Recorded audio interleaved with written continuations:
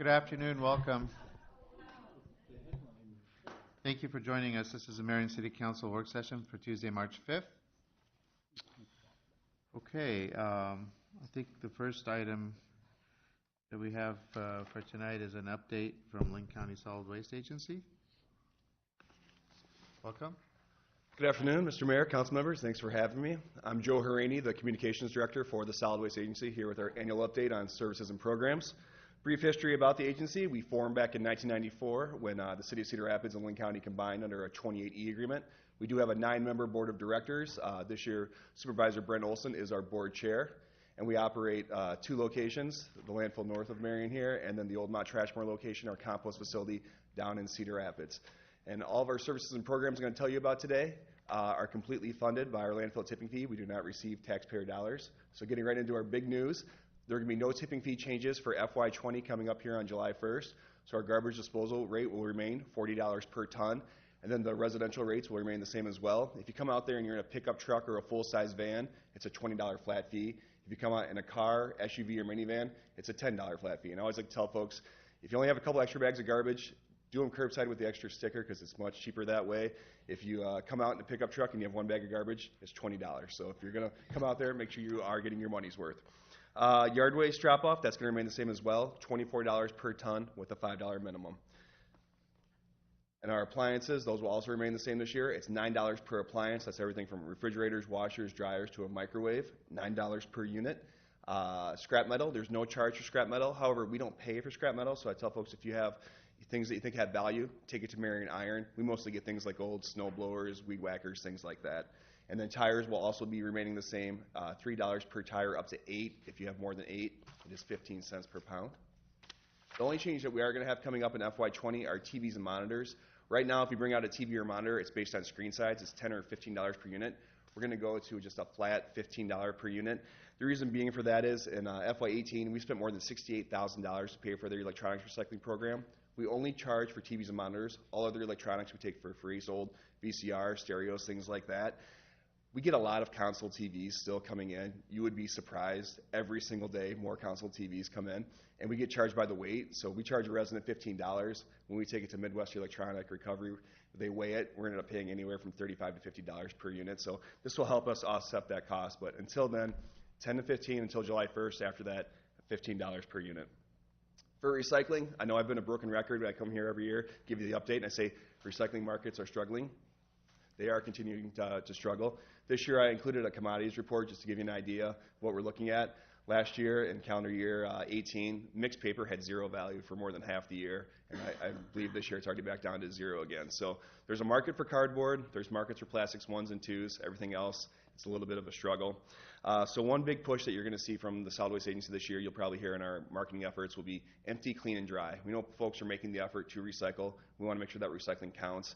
And so the biggest issue that we have with recycling is there's the people who just treat their recycling as another garbage can, and then there's the people who we call aspirational recyclers who want to recycle everything, even things that cannot. You know, they're putting in their plastic bags, they're putting in styrofoam, they're like, that can probably be recycled. It can't. It contaminates the whole load. So we want to make sure that if you are making the effort to recycle, make it count, make sure it's empty, clean, and dry when you bring it out to us or when you put it curbside. Household hazardous materials, this will remain no charge for Linn County residents. So if you have old paints, chemicals, stains, cleaners, you can drop those off with us anytime we're open, 7 to 4:30, Monday through Saturday. There's no charge for that. And our staff checks every item that comes in. And if it is usable, we put it in our free paint room that's right next door in our resource recovery building. And that's open whenever we're open. You can take whatever you want inside there, no charge. Education and outreach, we have Earth Day coming up here soon. We have a licensed teacher on staff. He works with everyone from preschool kids, daycare programs, all the way up to college level students. And he's very willing to help people design a curriculum for Earth Day, America Recycles Day, whatever you want. We had more than 13,000 students that he either went out to the schools or came in for tours for the agency. So he is a resource that we hope the community does take advantage of. And then moving down to our Cedar Rapids facility, we were able to open the Mount Trashmore Trails and Overlook last September. Went really great. You know, this has been a new experience for us. We're garbage and recycling people. This kind of got us in the parks business. However, It's not a park. People ask us all the time, why don't you just open it up and have it be accessible whenever? Well, there's 47 gas collection wells throughout Mount Trashmore. Those have to be monitored. So whenever it is open, there has to be someone from our staff on site to make sure things are staying safe. We're going to work this year to have it more accessible, open more hours so people can use it. There's 2 walking trails that go to the top, a flow trail for bicycles going down. It does have a pretty amazing view. So once this winter weather clears up, I'm thinking maybe June or July, hopefully a little bit sooner than that, we'll have that open to the community again, and everyone can get a chance to get up there and take advantage of it. And again, there's just some shots. It really is one of a kind down there in Czech Village. And then our compost facility still does remain open. This has been my big news for every other community that I go to, but here in Marion, I know that we do have our own compost that we give away. We give away compost to Linn County residents, 1 ton free, no charge every time you come visit. So we asked, how do we make free better? So in celebration of Earth Day this year, we're turning it into Earth Month. So from April 22nd to May 22nd, we are giving away our compost, no limits, to residents and businesses of Linn County. So if you have a big lawn project coming up, a new construction, you need some material to go on top of like the clay, you can come in, rent a dump truck, we'll load it to you for free. You come in with a semi, we will load you up for free while supplies last. So that's for everyone in Linn County. And then for our communities here, we are also giving away free fill material. We call it filled dirt, but it's actually more of a heavy clay material. We have a big stockpile out at our county home location. So if there's any projects in the city that they need any fill material, that is available. We just ask that you give us a call. We'll set it up with our operations manager. You come out with a dump truck or any other vehicle, we'll load you up, and that's for use however you need it. And then lastly, for the city of Marion, because you are a member of the Solid Waste Agency, and because you do offer curbside recycling services, we will again be offering our recycling incentive.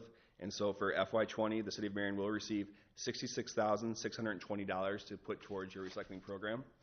And we just want to say, thank you for being a member. We hope that there's anything that we can do for you. Please let us know, and we will try and do it. Any questions? Question. Yeah. Yep. So how are you able to keep everything frozen in terms of prices? What are you guys doing that you're not having to increase charges for people? I'm just curious. Well, we've only increased our tipping fee twice since we formed in '94. It was at $34.50 for many years, then we went up to $38, and then we went up to $40 a couple of years ago. And what we're trying to do is just run efficiently, and then we do seek out different ways that try to be accessible, work with the community, things called special waste, especially for the industry that we have around Linn County, to make sure that they have a place here. We have an environmental specialist on staff who works with them to make sure that we can handle material in a safe and environmentally sound way, so that helps us offset the cost. Because if we go too much higher, our biggest competition are private landfills in Illinois, and so when gas prices have been low, which they have been for the last year, there are private haulers here that can get material and then they landfill it over there because they're not supporting other programs, because our tipping fee goes towards all the recycling programs that we have, the hazardous materials, the electronics programs, things like that. And so we have to walk that fine line of being able to offer those programs, but if we take our tipping fee too much higher, then the private industry is going to go out of state with it. And that's the big thing. So with communities here, we take in about 600 tons of garbage each day. Only 100 tons of that is from Cedar Rapids, Marion, Central City, our communities. The other 500 is all private. And so that's that we have to continue to make sure that we get that to pay for our programs. And so how are you doing with the space that you have? A couple of years ago, we switched the method of how we landfill. And this is kind of getting into the weeds, but we went with what's called a pancake method. And so we're just getting a better compaction rate. And so right now we have airspace, I think, for about 25 years of landfill life left. And with that, with this compaction level that we do it, that helps us make sure that we can get more garbage going in, and we're landfilling it in a more efficient way. So you wouldn't need to request to expand your footprint for, you're saying, up to 25 years? Well, for long-term planning, that could happen. You might have to do that just because you think 25 years sounds like a long time. When it comes to expansion of a landfill, when you're planning out the different, we call them, gosh, I'm not our engineer, so I can't say the technical term. For the cell, when you're planning your next cell, you have to do that years and years in advance. And so how are you looking with your next cell? Like, when would you determine that you needed that, or when would you estimate? Is that the 25-year estimate? No, so right now, so there's 5 phases that we have currently. So there's the original 30-acre cell that was when the landfill opened back in 1972 and was the county landfill. And then there was a 13-acre expansion after that. And then when the landfill, when we had the expansion in the early 2000s, it was planned for a 5-phase expansion, phases 1, 2, 3, and 4. We're currently in phases 3 and 4 that we're using.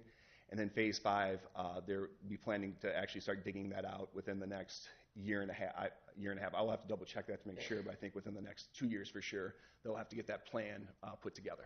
Okay, I was just curious because, as I'm sure you know, we're developing out there and with Prospect Meadows coming, and just wondering how things will fit together in the future, but Right. that helps. Thank you. Yep. Other questions? Yes, sir. Mr. Draper. I know you'd be really disappointed if I didn't bring up the cemetery. Yes. As I have the last, and I do appreciate your email back to me. We do have in existence a county promise to run a roadway back to a fenced cemetery that's open year-round, and that hasn't happened, and I wish you'd start working on that if you would. We do have the roadway.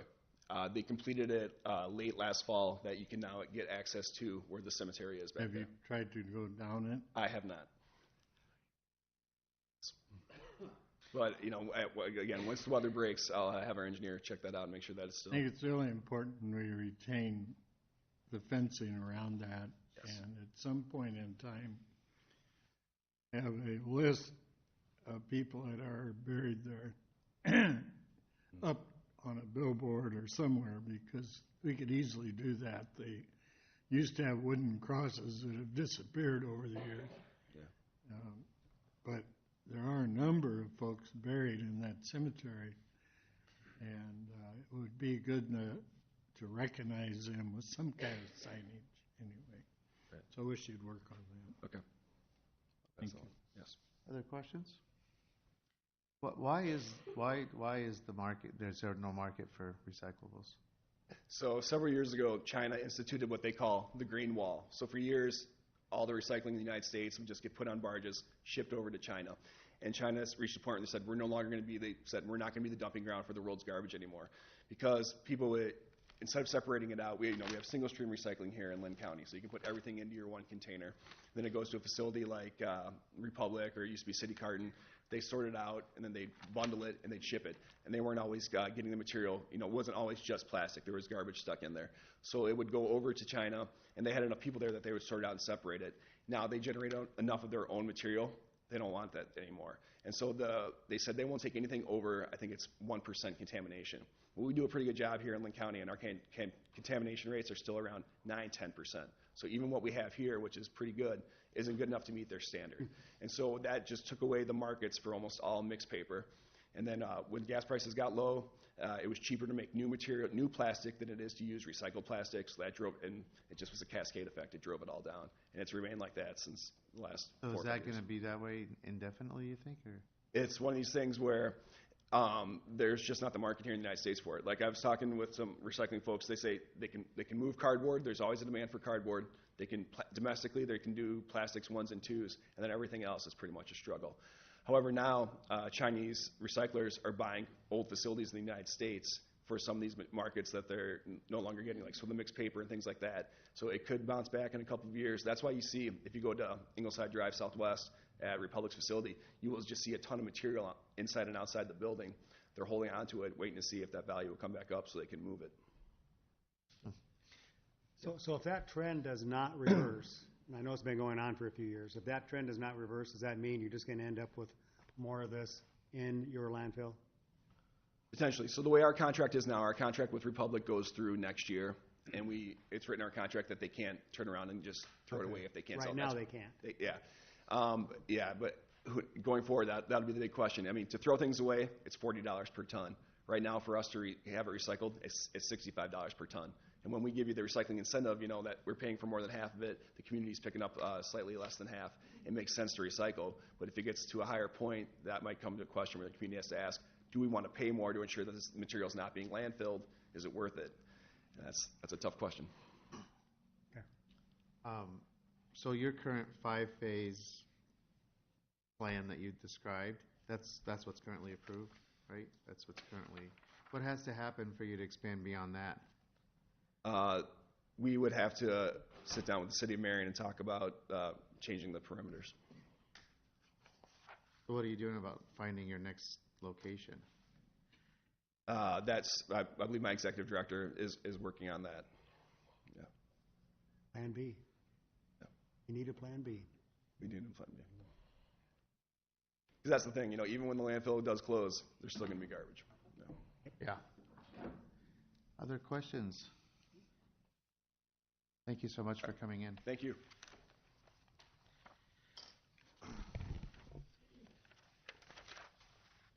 Okay, on to anything else on page 1 that anybody wants to discuss? Because nothing is starred on that page to be singled out for discussion, but if there's anything anyone is concerned about, please say so at this time. Otherwise, we'll move on to page 2. Anything on that page that is not starred before we get to item 2 under engineering?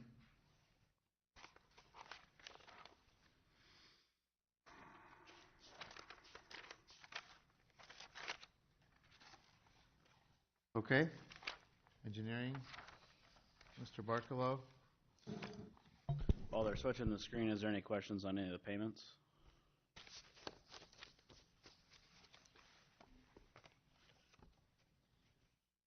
All right, so item 2 was an email that was in your packet from the DOT regarding 2 patching projects that they're going to do. So this is where they're just going to do spot patches along the highway system. I was able to pull up a set of plans. They're pretty hard to read, but basically this down here would be Marion, and doing all of, as it goes through Anamosa and to the east. And then for this one, this is 13, and Marion's here. And so starting at 151 and going south through Bertram to the south to 30. So it's just patching projects. They'll maintain traffic, and then as they let us know of closures, we'll distribute them in our closure list as well. So there's no action needed. It's just a receive and file. Okay. How far south did you say on 13? Their project begins at milepost 30.12, to be precise. Where's that at? Basically starting at Highway 30. At 30? Okay. Yeah. But it's going to be periodic patches. It's not fixing everything. Right.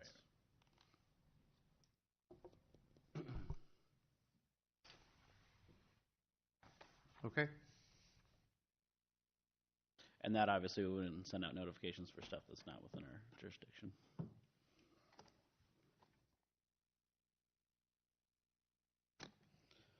All right, item number 3.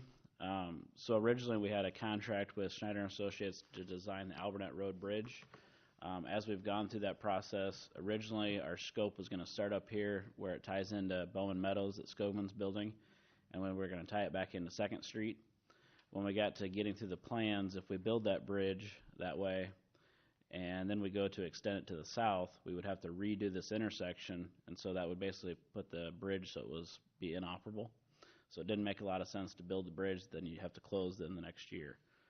So we changed the scope to be the area that's the yellow outline, and that was prior to it being deallocated in the CIP project when we went through that process this year. So there's still some money that's available, so we can come in here and do the box culvert that's on Central, north of the bridge, and then there will likely be some wetland banking that we need to buy for when the bridge does get put in, and then also for the trail. That was going to be part of the bridge project that'll now just be its own project, because we won't have to build the trail under the bridge, we'll just build the trail. But that's Indian Creek Trail that starts here at Donnelly Park and goes all the way up to Tower Terrace. And that's also under contract. So there were some pluses and minuses that was in the scope provided. Obviously, like construction services, since we're not building it right now, that's minus $58,500. So there's some pluses and minuses if you have questions about how we're changing the contract. So we'll have the plans done, ready to go. We'll have to look at other funding sources to see if there's some grants or stuff that we can apply to get that funded and get it built.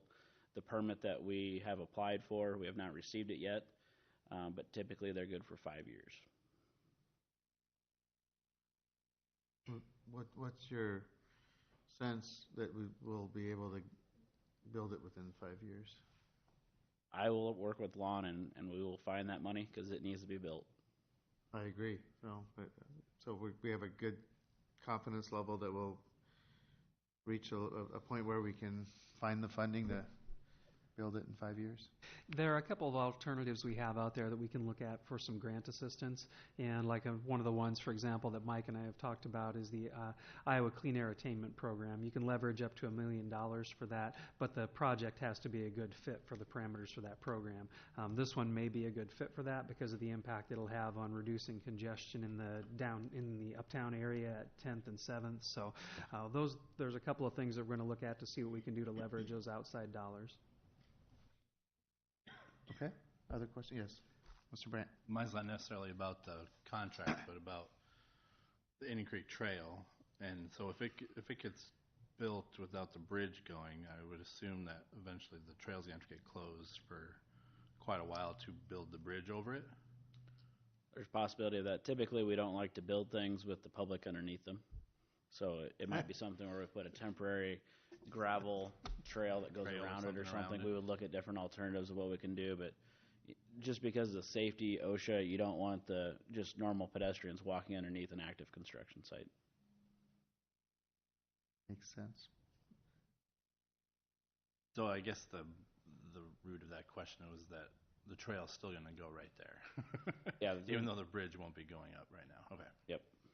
And it's the same consultant designing the bridge as is designing Indian Creek Trail. So they know where to put it so that it's in the right location for the future bridge. But again, and with the cranes and everything else, depending on the foundations and stuff, they may destroy the trail when they're building the bridge anyways. So we might be building that trail twice in that segment. Would it be smart to make it a gravel and not pave it? Because it has federal funding, it has to be hard surfaced. Yeah.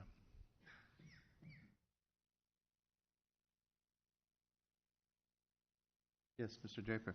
The calls I've gotten recently, and unfortunately I'm home a lot, I get a lot of phone calls, have made a wonderance if we had given any consideration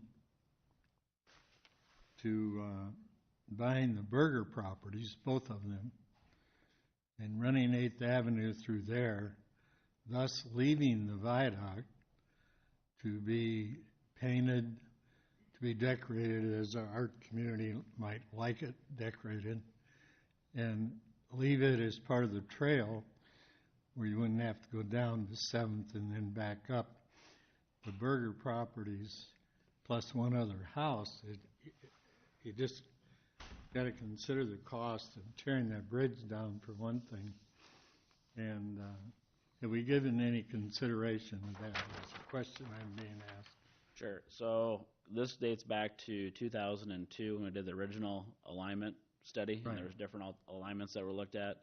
When the Central Avenue Bridge was built, it was built so that it was anticipated that Albernet Road would be built, and so we wouldn't have to widen the Central Avenue Bridge. So there's been a ton of alignments that have been looked at, and even when we did that preliminary study, we looked at stuff again, and this was the direction that council gave us, was to proceed with this alignment. There's considerable difference between 2002 and now concerning the Berger properties. And we can go back and look at that, but again, then we're talking about a lot of money that we've spent already to build that. What are the Berger properties? It would be Monument where Company. Berger Furrier used to be. Okay. What it would do would be move the road down far enough that you wouldn't have to tear the viaduct down. The road would come to there, and I think we'd probably put a tri-about in there. And that way we could leave the viaduct and it could be painted, decorated, or I know the art community has had several suggestions, and it could be used nicely as part of the trail. The plan is to have the trail go through there, though. But it's got to go down, and No, you got to build a new bridge. There's a pedestrian bridge there. Yeah, well, Yeah. I'm just saying that we considered the cost, Is that, tearing it down, building a pedestrian bridge, and buying the Berger property and just running that over there. That's what I'd be Sure. asking.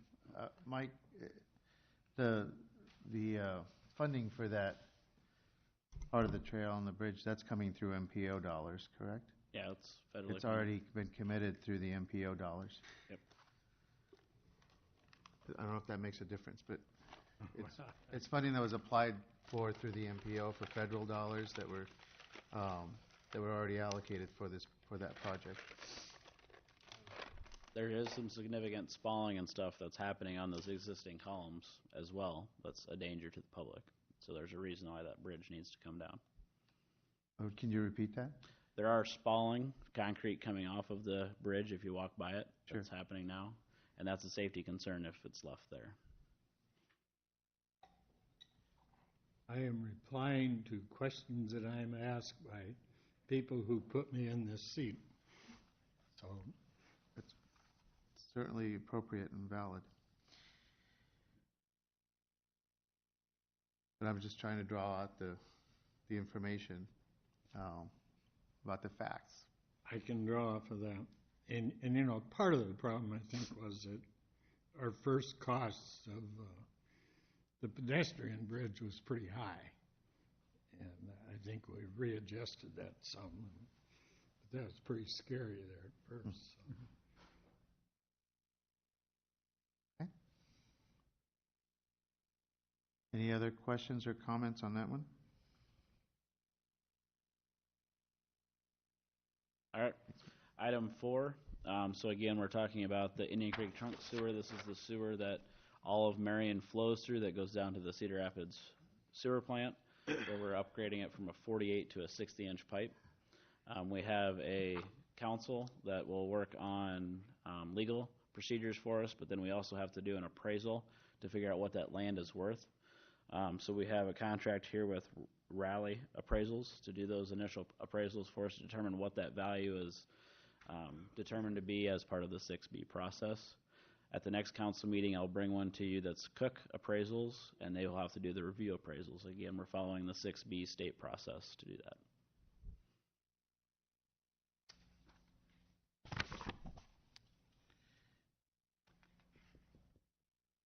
Any questions on that?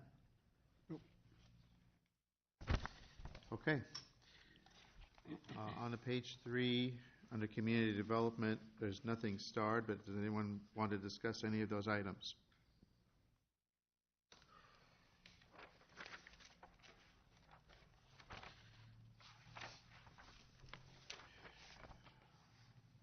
Same with page 4.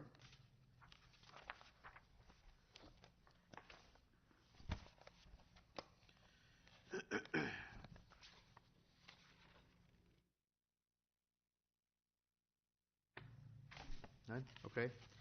On to page 5. Oh, there's a couple items at the top that aren't starred, if anybody would like to discuss any of those. Okay, on to administrative services under the regular agenda. Budget? Yeah, thank you, Your Honor. Let me get this queued up.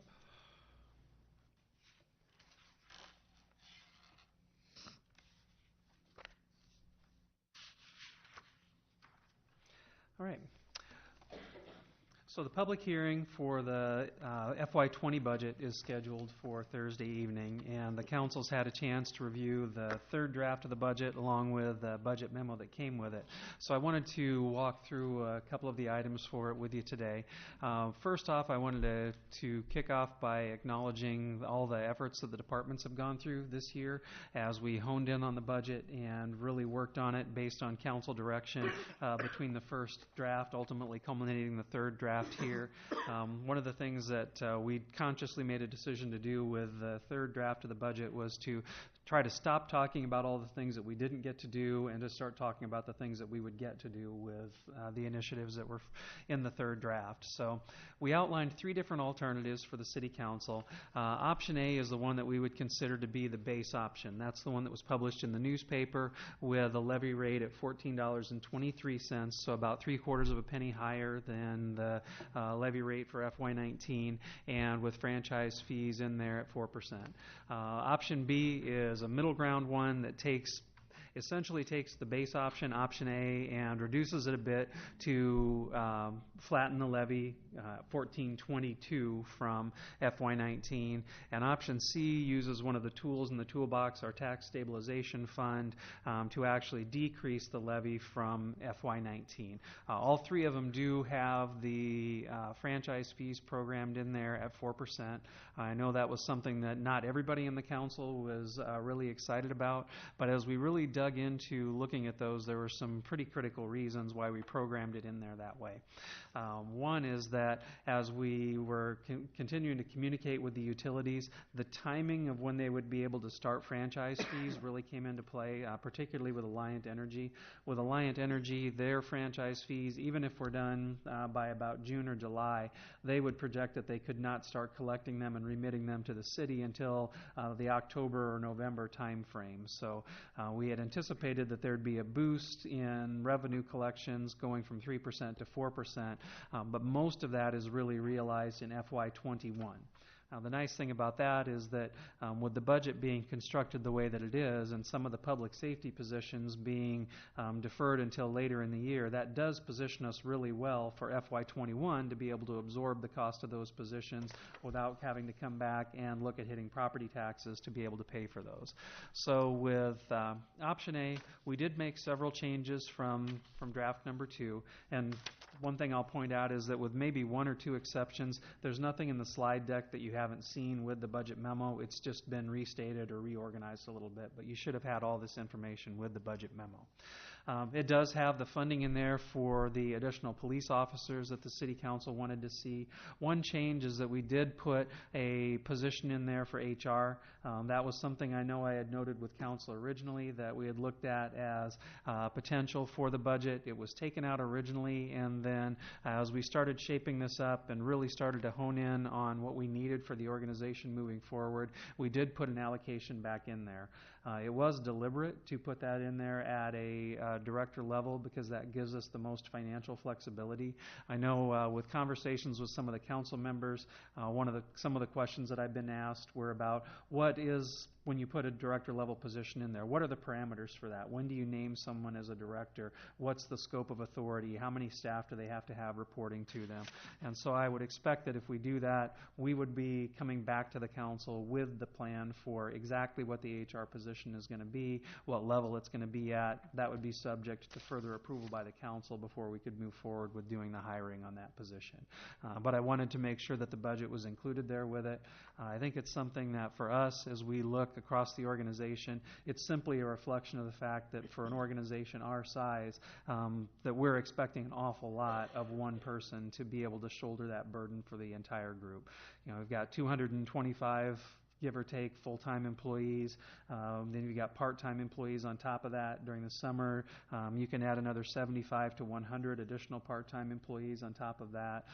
With everything that we've been going through with organizational changes, not only at my level, but within departments like the police department, with public services, fire department looking to add a new station, there's just an awful lot of work out there on change management, organizational development, that I would view as being a complementary skill set to what we already have in the organization to really help us through a lot of those things. So more than anything, it's just a reflection that for an organization our size, like I said, we really are expecting an awful lot for that to be shouldered by one person. We did take a look at the enterprise funds based on council guidance from prior work sessions to look at establishing a 3-month operating reserve in those accounts. With stormwater, we're in good shape. With urban forest utility, we are in good shape. With refuse, we're in good shape. We're not quite there, but we're really close. So sanitary sewer was the one that was the furthest off. The initial draft of the second draft of the budget that we had provided to the council would have called for a rate increase of up to $1.50 a month to establish a reserve in that account. Based on input from council, we revised that down from 6 months to 3 months and then backed it off to a 7-year schedule to get to that point. So that means it's about 86 cents a month. So it brings the monthly cost on that down quite a bit. So then what's the difference between option A and option B? With option B, you delay the hiring of staff, you reduce the levy rate a little bit. start the park utility maintenance staff on 7/1, but that's really about all the changes that you see between those two drafts. There's not a lot of difference between those two options. That one is really kind of the middle ground between option A and option C. Option C is the one that actually reduces the property tax rate from FY19 to FY20. Instead of being at 1422, it actually comes in at a little over 1418. It does require us to use some of the dollars in the tax stabilization fund, but frankly, that is what the tax stabilization fund is there for. That fund was established to be drawn upon as an occasional reserve when you had those times where something like an out-of-sequence bond issuance or something like that might cause the tax rate to take a temporary spike. So it would be appropriate to use that if council wanted to do that. This has the latest hiring date on all the staff throughout the budget. So unlike the middle option, that pulls back. You can hire a month earlier in option B than you can in option C for all those different positions. So that's the basic differences between the two. Again, all of them do presuppose that the franchise fees are implemented at 4%. We do have some ideas from the utilities on when we might be able to receive that. The one thing I would say that we would be cautious with the hiring of positions on all of these based on when we actually started receiving the franchise fees. So we've made some assumptions based on the input that we've gotten from the utilities, but as we move through the process, if something were to slip a month, we would look at changing the hire date on those positions to make sure that we weren't bringing them in ahead of when the money would be coming in to be able to support them. So for some background on franchise fees, we did some work on taking a look at what communities around the state have franchise fees in place. This was based on data from a couple of years ago. There are at least 15 more cities that we know that have implemented franchise fees since this point, and there's some other cities out there. This one, I think, was pulled off of a site that counts all the ones with electrical franchise fees, but there are some communities out there that might have natural gas and not have franchise fees on electric. So this is what it looks like across the state. You can see there's concentrations of them around what I would say are your major metro areas. Certainly around the Des Moines metro area, they're commonly being used. In our area, not only do you have Cedar Rapids and Hiawatha that have them in place, but then you have some of the surrounding communities that have them in place as well. This is a larger version of the map with the inset that you can see, and the size of the dots actually scales to the percentage that they have in place. So the really big dots are 5%, and then they scale all the way down to the teeny tiny dots. The teeny tiny dots are communities that have them in place at 1%. You can see Cedar Rapids, Hiawatha, Mount Vernon, Monticello, all around our area all have them in at 3%. Anamosa has them in at 2%. I think it's Centerpoint that Central City that has them in at 5%, and they vary around the area. So with Marion looking to bring those forward, it is not something that would put us out of the range of market for having that. I do realize that we would be higher by a penny than Hiawatha and Cedar Rapids, but it's also worth noting that both of those communities, their property tax rates in this current year are $1 higher than ours. So it's kind of a balancing act for property taxes between property taxes and franchise fees. So giving you a little bit more detail on property taxes, Marion, we have made some headway that 78.8% of our property taxes are generated from the residential side. It wasn't too many years ago that was 87%, and then it was 83%. So the trend line, it would appear that all of the efforts that we've been putting into working on expanding our commercial and industrial base are starting to have some impact on the overall property tax base. The one thing we do have to be concerned about is where we're heading with the residential rollback in the future. I know I went through this in some detail with council in prior budget years, but Colette was not on the council at that time. So just remind you that there's an inverse relationship between the two. So as the property tax, especially on residential, as the rollback decreases, you have to have a prior property tax rate in order to collect the same amount of revenue. So even if the check that the person writes stays the same, the property tax rate has to go up because they're being taxed on a lower value on their property. What's the negative of that? The classifications of property, primarily commercial and industrial, where their rollback is fixed at 90%, their taxes do fluctuate based on the rate. So a reduction in rate, like we're seeing here in option C, lowers property taxes on businesses. A higher rate increases property taxes on businesses. So that's something that bears watching. It's a very convoluted formula. Maybe, I don't know, 3 people in the state actually understand how to interpret the legislation for how the rollback is actually set, and 2 of them might have had a hand in writing it. But what it actually does is it's tied to the value of agricultural land. It has been relatively stable because agricultural land has been fairly flat on values for several years. But there's another piece of the formula that says that any single classification of property can't pay more than a certain percentage of overall property tax collections, and that tends to force residential to fluctuate a little bit from year to year, even if agricultural values are completely flat. So the outlook is for it to decline slightly over the next couple of years. These are subject to change. They'll get revised based on real-world values in those years. These are just the best projections that are available at this point. Again, the reason I bring that up is because if this follows through, and we're at this time next year talking about the FY 2021 budget, a 14.22 property tax rate would not cut it as far as bringing in the financial resources to fund what we're committing to this year. So there's going to be upward pressure on that levy next year if these rollback rates hold true. So I just want you to be aware of that we are trying to plan for that in future years. The multi-residential rollback, that's still the gift that keeps on giving from the property tax legislation, where the property taxes on multi-residential are continuing to be phased down until FY24, when they finally drop in at the same level as residential property tax rates. So each year we're getting a bit of a chop at our total valuation. Some of it's coming off of the books with that change. So this chart, this one is a little different than what you've seen before. I had a request from council to say, what does it look like with the total ask that you're looking for with the budget the way that it's proposed, so that you can see the different options, and I also added in some information about the different classifications of property. The big thing is down there at the bottom, we added a line for the sanitary sewer increase that amounts to, at 86 cents, it's $10.32 per year. So you know, total picture, total package, what is the ask on the property tax side, plus what is the ask with the utility rates included. Now that's exclusive of some of the things that we've talked about with some of the fee changes that we will be contemplating and bringing to council. Primary among that would be the way that we're charging for rental licensing and for rental inspections to make that a self-supporting program.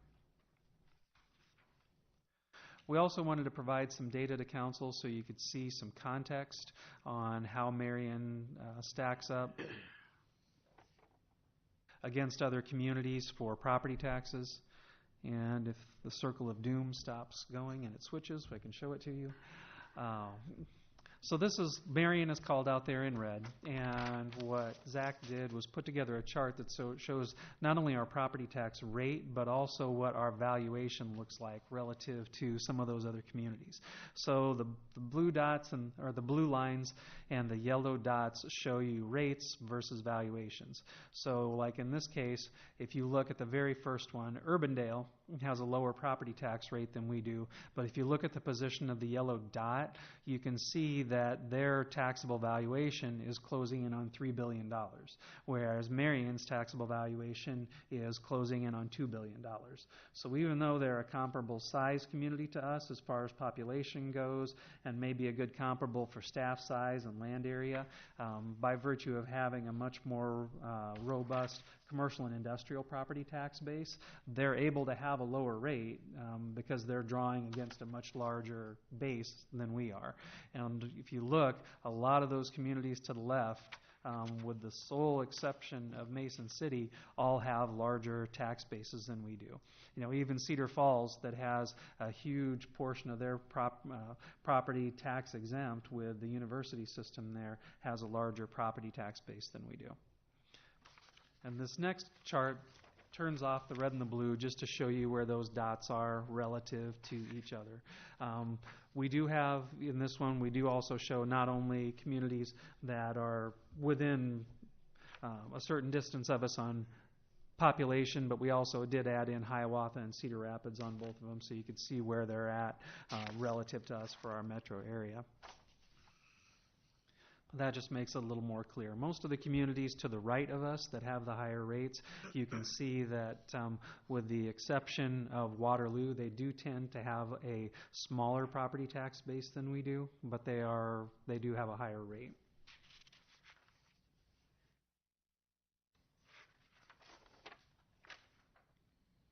Okay. And the next one here. Okay. All right. We'll skip it. All right. This is called a best fit line, which would show, based on all those peer communities, if you're doing that balance between your tax base and your rate, where would you expect Marion to be? So with the peer group that we're looking at, being below that line is a good thing. It means relative to valuation, we are at a lower tax rate than our peer group would be if they had our valuations. So if every community in that peer group had the same taxable valuation as Marion does, on balance, they would have a higher property tax rate than we do.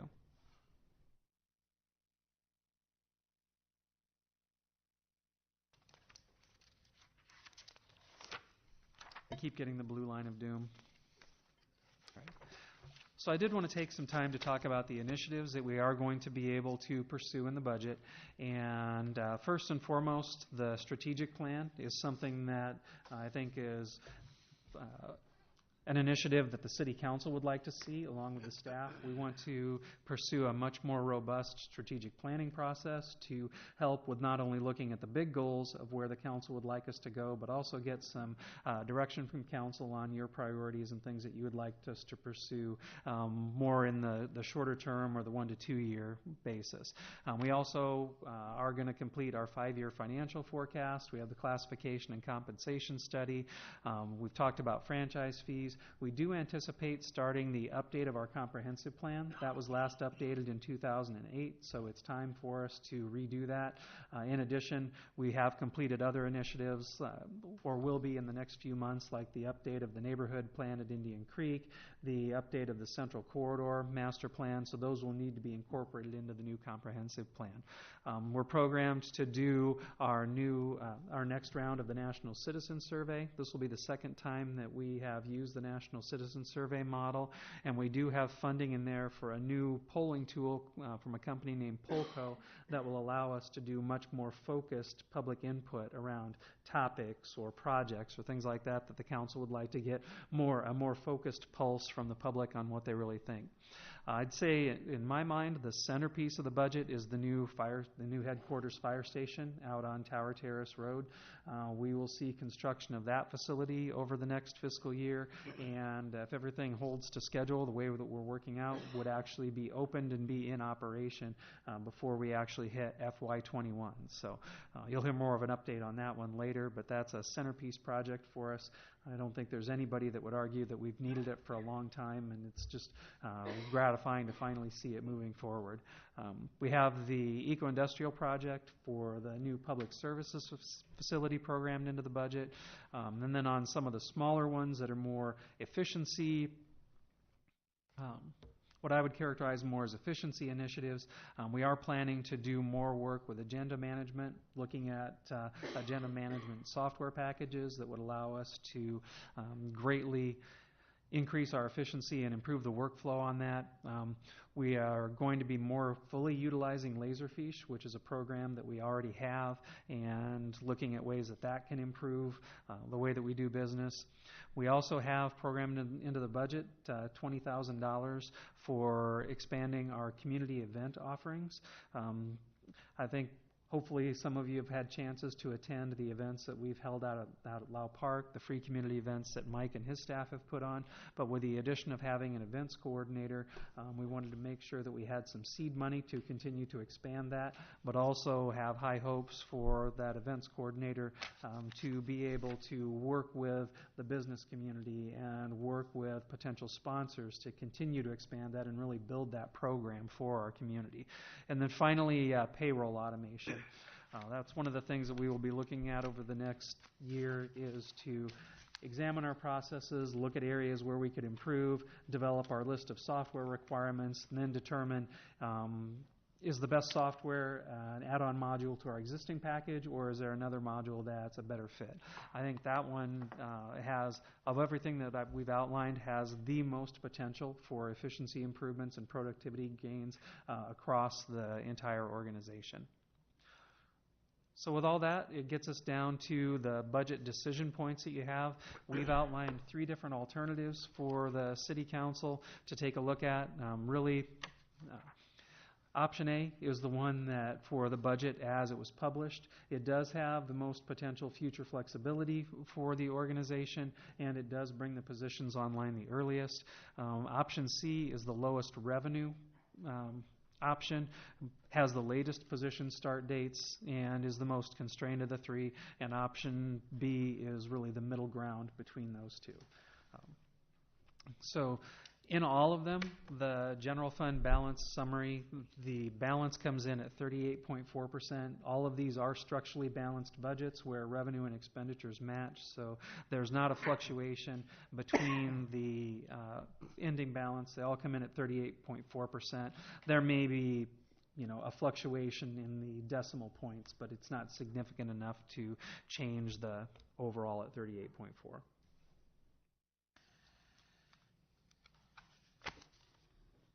Questions? Okay. Yes, Mr. Sertan. First of all, I'd like to extend a thank you as well to all the staff. This is a very challenging budget, as always, and I personally thought it was very nicely put together. Just a few questions, Lon, that I have. On the increased tax stabilization, can you tell me what does approximately that fund hold, and how does it fill, or what's the backfill for tax stabilization fund? How does that, can you just educate me just a little bit as to what we have access to, and does it have a automatic fill process? There's about 230,000 in it right now, a little over that, and the fill process has been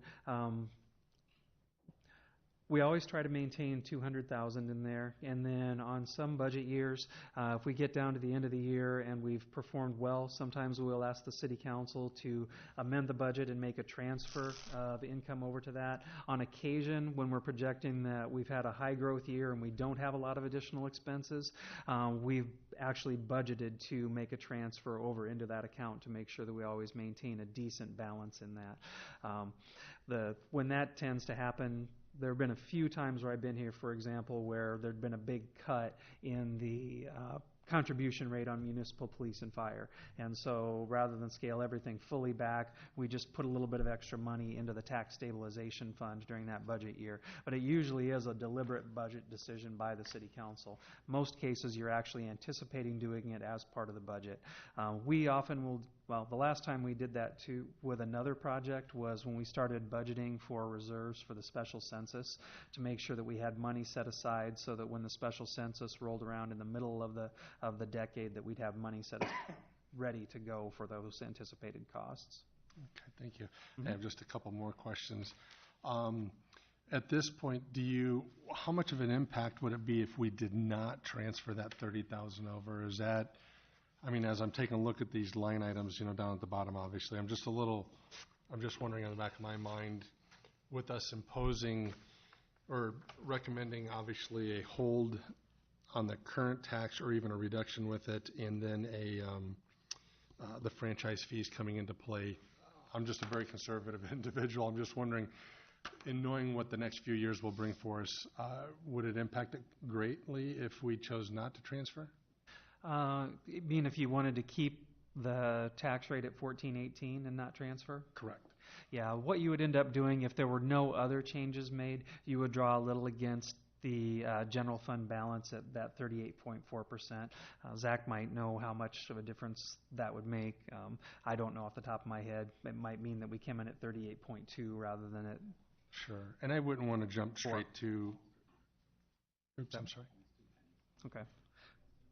I was just, and I, again, too, I didn't want to allude to the fact that obviously we would be not doing the transfer and keeping the tax where it was. It was just some questions that I had. Couple things that I wanted to, and I'm sorry, I got several questions here. One is, in general, as you showed the bubble map here with our sister cities across the state here, can you just give us a little education? This would be a new experience for us for having a franchise. Historically, how long have franchise fees been out there? And against some of our sister cities, what's the history been on it? Have they been doing it for 3 years, 5 years, 10 years? With franchise fees, most of the times when communities have been putting them in place, they've been putting them in place permanently. They are accompanied by a revenue purpose statement. So that's one of the first things that you have to do is to declare to the public for what you intend to use those franchise fees for. But once the language is inserted into the franchise agreement, communities will typically keep them in place because it's one of the few revenue sources that you can use for baseline operating costs year over year over year. So like most, I'd have to look at the specific language. I'm not aware of any that have been tied to, for example, a specific project where they do the franchise fee and tie it to the cost for a particular project or anything like that. Conceivably, you could do that, but that would be what you'd have to do in your revenue purpose statement to declare what they were going to be for. In most cases, they are tied to, you'll see them for public safety, you'll see them for property tax relief, just whatever the community intends to use them for. For example, I think what he's trying to ask is, like Cedar Rapids or Hiawatha, how long have they had the franchise fee?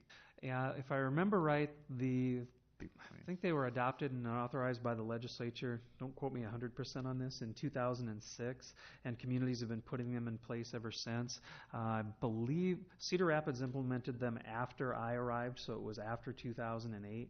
And Hiawatha would have been shortly thereafter. Cedar Rapids did start them at 2%, and they have increased them once since then. Thank you. I just, again, too, these are great questions because as we move into a territory that's totally new, and I think there's going to be a lot of questions from the citizens. In all three scenarios, option A, option B, option C, really, I just want to confirm the only changes I see in this are going to be to the debt service and to employee benefits. Otherwise, the remainder looks to be unchanged. Is that correct? Yeah, there's not much difference between the three. We can't, once you publish, that's your cap on any one of the individual levies and the total levies. So the only thing that you can do is reduce the levies in the other scenarios. Okay, perfect. And then two, I see pay for performance. We were showing for FYI 19 at 3.5, which we've had these discussions before. 2020 going forward, we'd be at 2%. Looks like that's what the projection is as far as moving forward. So I think that I answered my own question on that. I just wanted to kind of verify that. One last thing I'll leave before my questions are over. I did visit with as we bring in some of those list of items that you talked up there, the community events, a comment was made to me today by a individual from the city of Cedar Rapids. One of the biggest concerns that I think is going around in the general public for the community events is that Marion hosts events with no charge. And it took me for a moment there to kind of realize exactly the bigger picture of that. So when you stop and think about the Barbecue Rendezvous, some of the other events that are hosted, I think that is a huge impact. And so it's exciting for us to see us move in a direction that we want to continue hosting these events. And if we can get some corporate sponsorship on it to offset those expenses from the taxpayers, that's great. But I think it's resonating a lot in the communities as far as there's a lot to do in Marion, and guess what? It's free. So I just thought those were powerful words because the individual that it came from, I won't say who it was, but I was shocked that those comments were made. So kind of another kudos to our city as we're actually drawing those attractions from other areas because of that. I suppose if you got a family of 3, 4, 5, and it's a $4 or $5, $10 hit for each person that gets into it, it contributes to the pocketbook, because usually everything behind the gate to get in is more things to be sold. So I just wanted to bring light to that subject, so thank you. Yeah, and I think there'll be some opportunities there as hotel motel starts to increase to do some sponsorship of that. But I think when we've discussed it before, we don't want that to be something that it's just entirely publicly funded. There's sponsorship opportunities out there for businesses to be able to get some recognition and have some opportunities to do that. And I could honestly see us getting to the point with some of the venues that we have now that it may make sense on some of them to start doing some ticketed events where they'd be more self-supporting. But that's further down the line as it gets more mature and the programming gets bigger. We just have venues between the amphitheater and the stage and the Uptown Artway that we want to really get to the point where we're fully utilizing those as community assets. Okay? Oh, and just to respond to your question, Councilman Sternad, yes, if we did take out the tax stabilization of $30,000, it would be an impact on the total rate of about 1.72. So about a penny, 1 3/4 pennies. Thank you very much. I appreciate that. Okay. Councilwoman Gadela?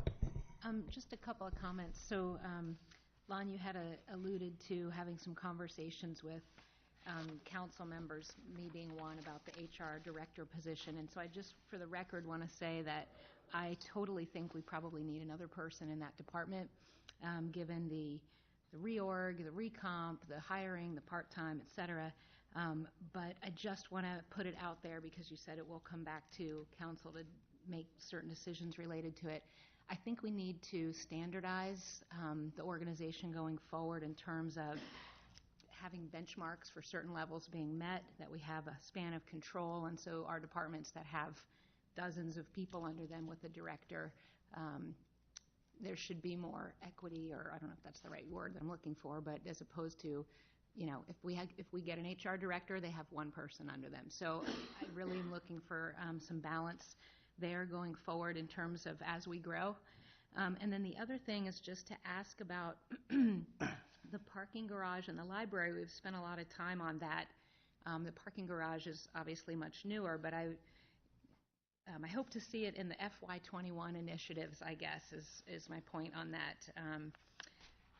You know, I know we had to cut things from CIP, and, you know, we're asking for more and not wanting to demand so much of the citizens, but I just want to go on the record saying that we really need to get something going with the library and that whole project, because it's, I think, the biggest one facing the city. So we'd like to tackle that as soon as we can.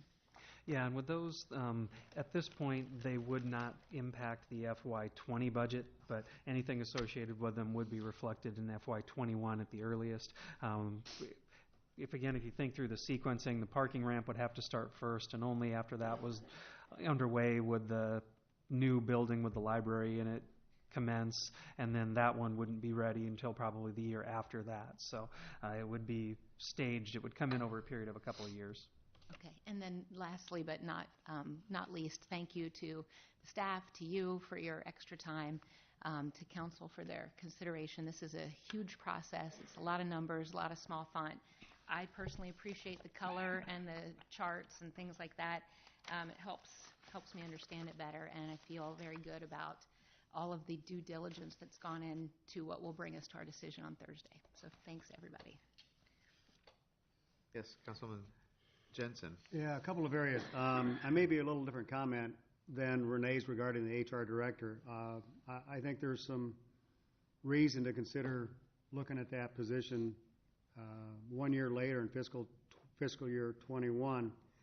One, simply because we're implementing software changes which should drive efficiency. We've got a near-term retirement coming up in that group, which, as you typically make all of these changes for efficiency, looking at the compensation planning project, and typically when you are replacing a person that's retiring, you're able to look at what do we want to do in that department with the skill set. So I don't think you're going to, with the person that's going to be retiring, I don't think you're going to be looking at the same skill set. You look at a different skill set. So with that in mind, I think there may be some advantage to maybe considering that in fiscal year 21 versus 20.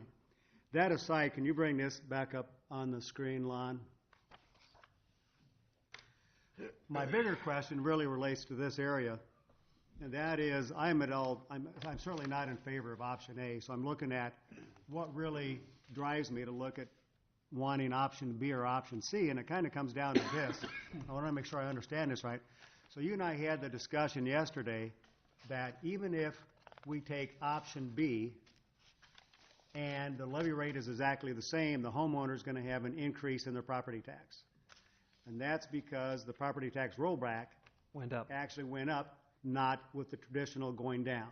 Okay, so even if we leave it flat, that's going to result in an increase. So am I correct in looking at this, that if we have a property tax rollback going down next year, and we select option C, then to get the needed revenue from property taxes we're going to need, it would result in a larger property tax increase than it certainly would in going from option B instead of option C. So am I evaluating that correctly? That's exactly correct, and Okay. that's one of the reasons why historically, when we have done the budgets, we have not tried to adjust the property tax rate solely to make up for the difference in rollback. Because Right. with the way it is bounced back and forth, even if it's a difference of 2% on the residential, it positions you to have to do significant jumps year over year. And while that, even though, like I said, stated before, even if the check for the homeowner is identical, it is a difference for the businesses, and the businesses typically carry much higher valuations. So that bigger jump that you're positioning yourself for in the second year takes a larger bite at a business. And I think just from the standpoint, I think it probably has me leaning toward option B, simply because telling the community that it's at least staying flat, I think is always a pretty good message and accepted. But 2 years from now, if we have a really large or much larger increase, I think that message is tougher to sell and communicate rather than going flat and then a smaller increase a year later. So, okay, I want to make sure I was looking at that correctly. That's my last comment. Thank you. Thank you. Yes, Colette. So we have talked about this probably 10 times. Today will be 11. But can you just walk through the franchise fees one more time and how Sure. that impacts the residents versus companies, commercial? Give us just the 11th time explanation. Yeah. So the franchise fees at 4%, the first thing to remember about them is that it's not the equivalent of a 4% increase on gas and electric bills, because people are already paying the local option sales tax on gas and electric. The franchise fee takes the place of the local option sales tax. So that goes away, and then the franchise fees come in. So what it is that there then would be a 4% fee that would be added to the gas and electric bills, and then that money would be collected by the utilities and then remitted back to the city of Marion. We have to adopt that revenue purpose statement that declares to the public that this is what we will use those dollars for, and then those dollars get receipted and get used for that specific purpose. When you compare it to property taxes, there is one critical difference, and that is that fees, much in the way you charge sewer fees or stormwater fees to tax-exempt organizations, franchise fees get paid by tax-exempt organizations as well. So in the case of Marion, if you are looking at, okay, we have to add $1 million worth of revenue to the general fund. If you go on the property tax side, it impacts only the property taxpayers. So they are shouldering that extra piece that on a franchise fee basis gets paid by the nonprofits and tax-exempt organizations as well. The other difference, and this is a key one from my perspective, is that with franchise fees, the impact of a new home or new development is immediate. As soon as their utilities are turned on, they start paying that franchise fees. With property taxes, there's a 1.5-year delay between the time the property is constructed, occupied, put in use, whatever, and the city actually starts to receive the dollars for that. Now, that doesn't necessarily sound like a huge deal, but for the fire department that suddenly has 220 more houses to respond to, or the police department that has 220 more houses and 30 more businesses to respond to, it is a big deal because the demand is there. The demand for personnel and resources is there, but the property taxes to support it are not. So there's a much more direct link to that new growth and development with franchise fees than there are with strictly relying on property taxes. So a couple of key differences between the two. Thank you. Paul? The other thing I had asked, Lon, did you analyze the TIF over the next 3 or 4 years? I've been looking at that to see. We're going to bring some information back to the council on how that's going to look. The other thing I wanted to say is that I gave Lon an article out of what I prefer to call the Iowa City Gazette about a certain city who had no increase in their millage rate, which was great, no increase at all, except when you read the article, you found out they were building a new police station, a new fire station, and a new city hall over the same period of time. So, yeah, the millage rate's not going up, but the bond rate is going to. So be a little careful when we have people call and say, hey, their rates aren't going up, because some of them are, you know. Okay, other questions, other comments? Yes, Mr. Sternad. Yeah, and I had just one more follow-up question. Lon, if I may, I want to just piggyback off of Councilman Jensen's comment there, because I'd like to, something I've been thinking about, but I haven't asked the question. For 2020, FY 2020, if we take a look at that option B, C, going from 810 to 808 in just this scenario here, do we have any calculation or forecast as to what permits to residential for last year, this current year, what anticipations on property taxes will actually roll out on 2020 from that increase? And your segue was perfect. So 200 extra houses for the fire department, 200 more houses on the tax roll as far as, you know, when they would mature off of new construction. But do we have any inclination if that would actually lighten the load of the ask for going into 2021? That's one of the things we are actually working on modeling, is what is the relationship between building permits issued and valuation later. It's not quite a one-to-one relationship, so we're having to figure out, you know, if it's, for example, building permits may look gigantic, but if it's a school, well, that doesn't carry taxable value with it. So it's a little bit longer-term project for us to really hone in on that exact relationship. But we do know that over the last 3 to 4 years, we have held pretty steady on the number of residential permits that we're issuing, but we've seen a big uptick in the commercial and industrial arena.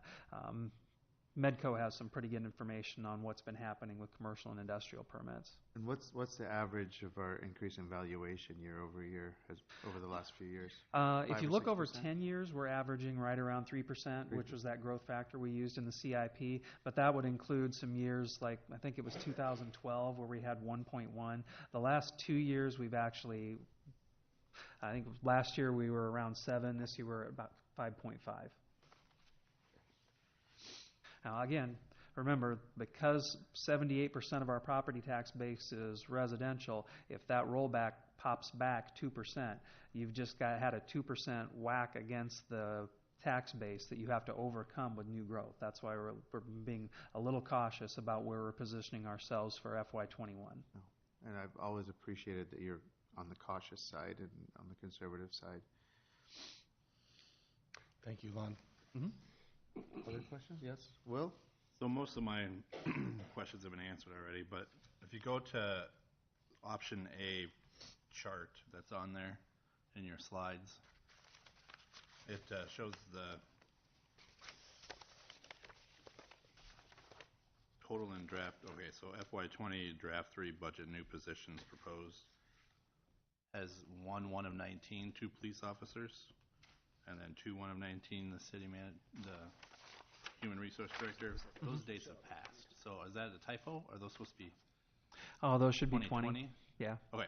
And then when didn't we tell you we had time travel as an initiative in the FY19 budget? didn't know what We wondered about that and assumed that was yeah, I assumed that too. You say that, then you bring that. I know.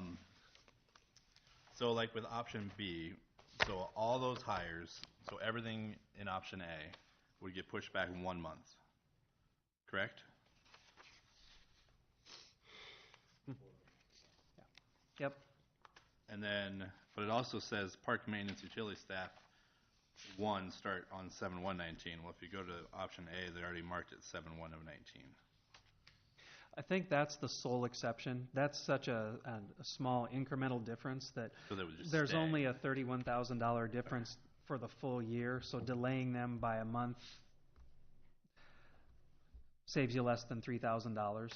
So they would stay at 7/1, everything else goes back. Yeah, and that's also tied to, I believe the contract expires on 6/30, so we're going to need the staff. Am I correct in that, Mike, or is it already expired? The Creekside contract, the Creekside contract is already expired. Okay. And then option C, it says no reduction in delay in new staff. Does that mean that it's staying at 1 month still, or does that mean it's going back to everything in option A? What that would be is that would put it back to option A. So Go as you back to mentioned, yeah, option A, so- option B currently has the majority at 2 months, so it would scale it back to 1 month. And then if it was option C, since we're going lower in the levy, we wouldn't have as much available to put on staff to move them back, so then it would be back to option A, correct? Okay. Okay. I think that answers all of my questions. You have one more? I do, yes. One more Ms. question. Atkins, go ahead. Thank you. Right. Sorry, I just realized that wasn't on. Can you, so the HR director, is that position, that's in all 3 of those, right? Yes, it is. Okay, thank you. Any further questions or comments? Yes, Steve. Yeah, just one more question. What would be if we did not hire the HR director, I see the dollar amount included in there, for fiscal year 20 at $137,000. If we delayed that 1 year, what impact would that have on our budget and our rate? The $137,000 is probably fully realized for a year. Oh, that is annualized, Correct, that is the annualized number. In the budget currently, it would be, this position is spread out across some of the enterprise funds as well. So I believe it's 60% is paid for through the general fund, so it would be a 32% impact on the general fund, and 32,000 would be about a two pennies difference. Well, I take that back. It would be a very small difference, and the reason being is the only penny reduction on a position. The only way it gets impacted is from the trust and agency side of it. So it would just be the benefit side of it that would be changed.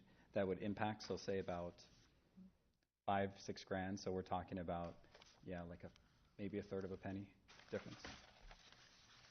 But it would reduce the total expenditures. However, it would not do much to the levy. Okay, thanks. Can I make a quick comment? Yes. So just to comment on the HR director position, I understand like where you're coming from, Renee and Steve, but I see it as a benefit to the entire city as having that position. So yeah, they may only have one direct report to them, but everybody on staff in the city has access to that person and is technically, I guess, would be under them because they're there for them for human resources questions or concerns or complaints or anything like that. So I see where you're coming from, but I also see it in a different arena where it's not one direct report, it's the entire city direct report. I would view it, this is one of those things that for me, we'll get some guidance from the classification and compensation study on how some of our other organizations are set up for that. I'd really like to see some data on how other communities do approach this. I know I just did a little kind of a quick and dirty survey looking at the org charts of cities our size like Cedar Falls, Bettendorf, some of the ones that are direct analogs, and they did all have an HR director position on the books, but I don't have any data on how many people report to them, what their budgetary responsibilities are, what else falls underneath their umbrella. Yes, May I Trustee just Dale. respond to Mr. Brandt? Yeah. So whether the person's title's director or manager or what have you, everyone has access to them. Their title doesn't make them accessible or not. So for me, it's when we look at salary ranges and job descriptions, we always compare to our peer cities. So if we just stick with director, I think they just said it's allocated at $137,000. I don't know that we need that much power, so to speak, to come in. When we just started HR, we needed to, but just several years ago, we can have a very qualified mid-level HR person who can still respond to our 200 and some employees and answer the same questions at a lower price. And the level of directorship, in my mind, a lot of it has to do with supervision and the people under. So if you only have one direct report, I don't know, I don't see it. I'm afraid that we're getting too top-heavy, so to speak. I just kind of Yes, no, go ahead. That's what we're here for.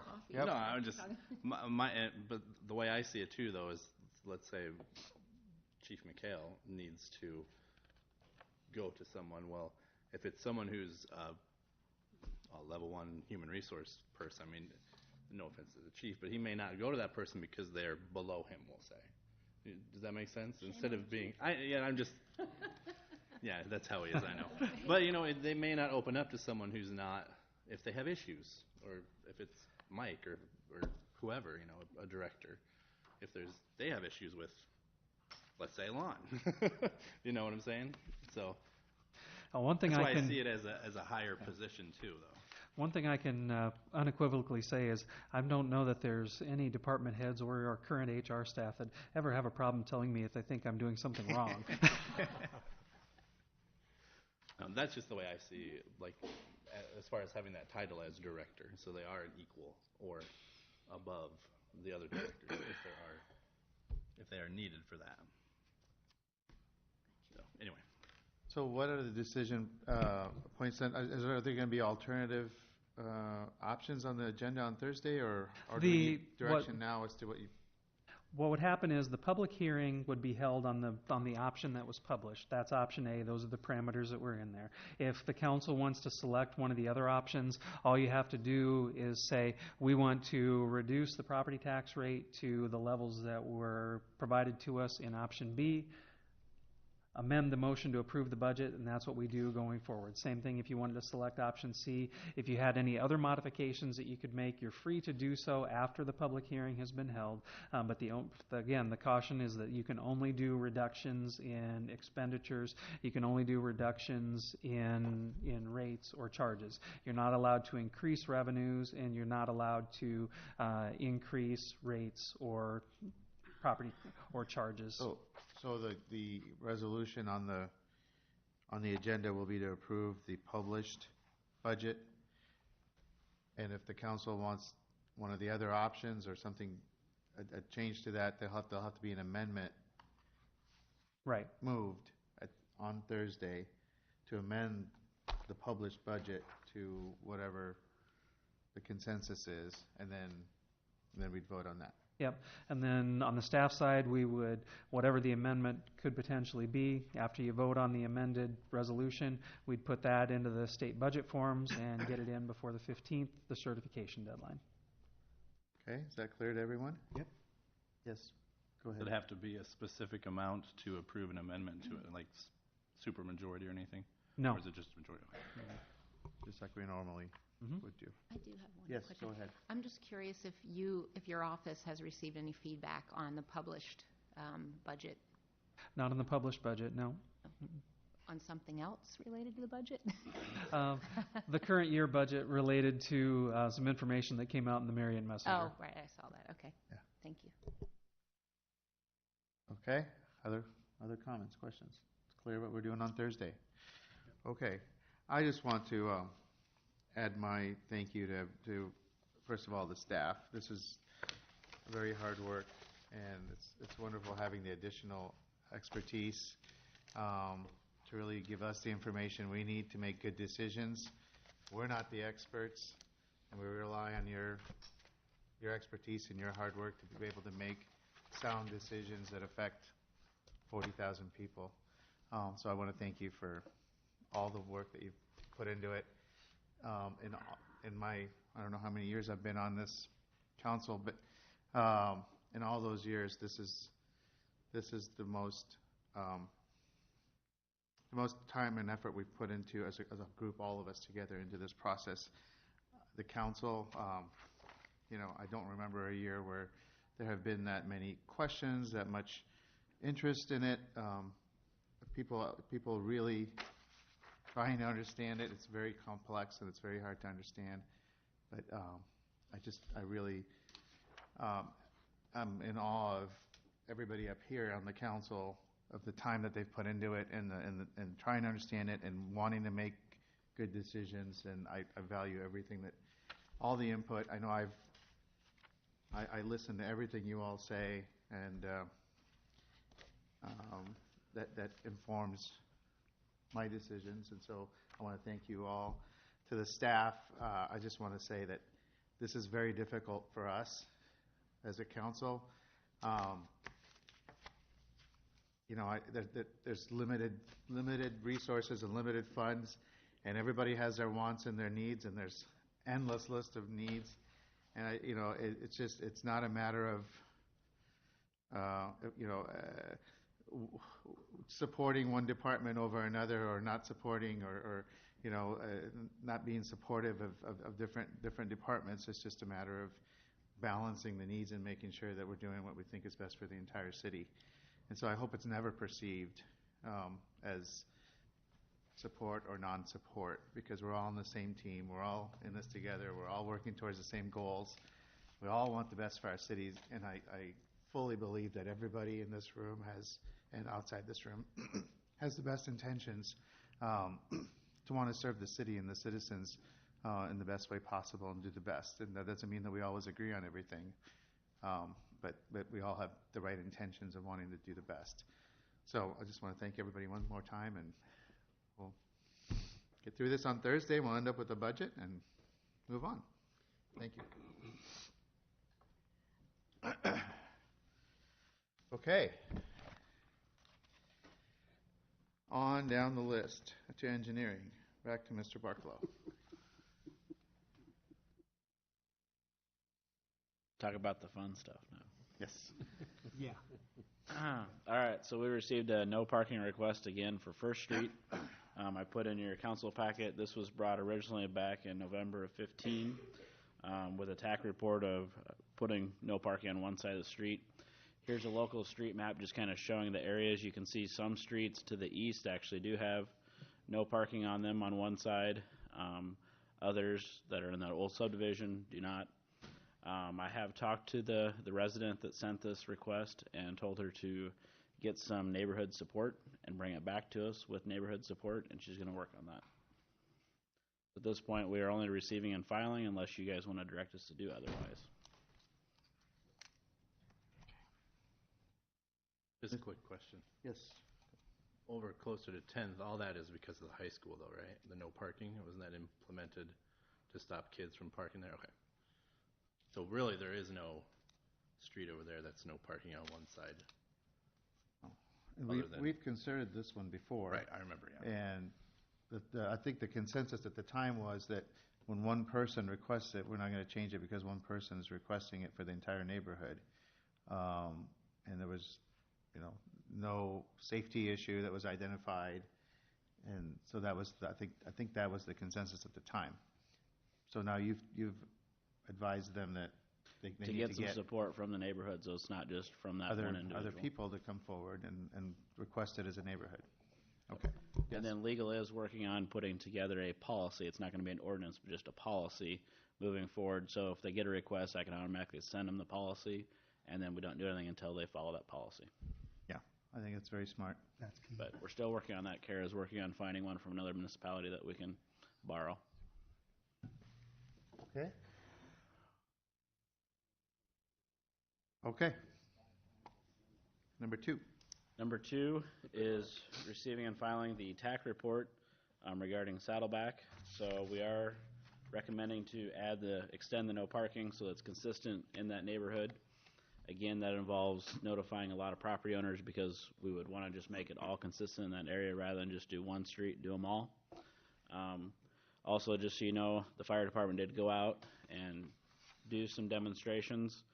If you notice, the vehicle on the right is actually parked on Saddleback right in front of the sign that says no parking. And then this vehicle just happened to come out there with the fire truck and park on the other side. And with that, the fire truck does not fit. So, tax recommendation is to fix that area and add no parking to all those sections. if you guys are willing to stand up to the public. Now, are you talking about doing it in all those streets? Yes? You know, again, philosophically, I like the fact that we're going to come out with this policy you're talking about, because I think it's absolutely essential to have that. When we have hundreds and hundreds of streets in this town that do not have parking, no parking on either side of the street, personally, I have a difficult time trying to come up with what is the most appropriate, best policy on where we say in this city we should have no parking signs. I agree with Nick 100%. It should never be driven by one individual. It needs to be approved by the entire neighborhood, or at least a very high percentage of that neighborhood, if you're going to do it on a particular street. But I have a difficult time trying to figure out where do we stop and start on the hundreds and hundreds of miles on older streets that are more difficult to pass through. And I understand this is one of the most difficult winters we've had, because my road, like everybody else's, is 7 foot narrower. So, I mean, that goes without saying, but I don't know what the best policy is. I'm going to have a difficult time trying to enact more and more of that throughout the entire city when the majority of the city doesn't have it. So I'm not sure what my philosophy should be, but to do it road by road or 10 blocks by 10 blocks, I have a difficult time understanding how we do that in the best way possible. So are you saying to wait till we have the policy? would I? Oh, I would absolutely say that we should not be considering anything until we put our policy in place and let the neighborhoods drive it rather than the city drive it. If the city should drive it, why aren't we coming up with a policy that says all the roads in this community should have one side, there should be no parking because of that safety issue right there that is applicable throughout the entire year, and even worse this year. So, again, I thought about this, this week, and I have a tough time coming up with a good solution. I don't have that. But philosophically, I have a difficult time approving it, a street-by-street situation. And that's why the ordinance was enacted, so that from that point moving forward, it wasn't an issue. But you just have these old subdivision roads that are this way. Right. So, This isn't an old one. well, yes. These are, can I just comment? These are extremely difficult because when we have these situations we've identified where we cannot get an apparatus through there, doesn't matter if it's a fire truck, if it's an ambulance, whatever the 911 circumstances. And I agree with Mr. Jensen, but at the same token too, streets were designed for transportation. They were not extensions of driveways. And until we start widening these roads to allow that to be permissible and we tax appropriately, these roads just keep getting wider and wider for parking.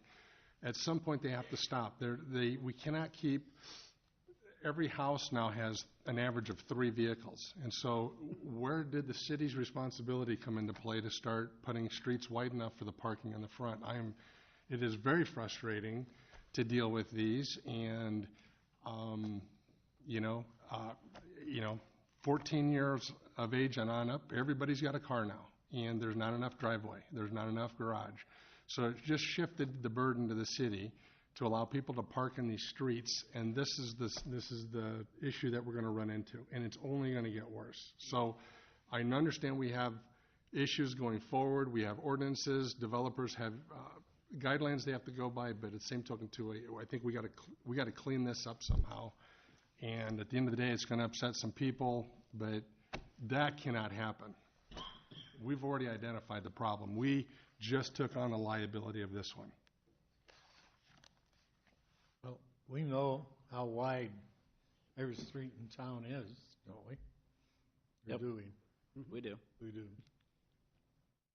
Now, I will say, situations like this, to Councilman Jensen's point, neighborhoods notice it more acutely, where they had part of it that was developed under the old rules and then part of it was developed in the new rules. So out in this area where you've got a new section butting up to an old section, there's a very stark difference. In the older, more mature areas of the community, the entire street is that way. So it's not as though this block is this way and this block is another way, so that you don't notice that difference quite as much. But to kind of address some of the things that were raised about why do you look at each street one by one, If you look at some of the streets around town, where the mailboxes are is not consistent. Some areas they have mailboxes on each side. You can't park by a mailbox, so that acts as a limiter to parking. In some areas you have cluster boxes where you have 4 mailboxes on one side of the street.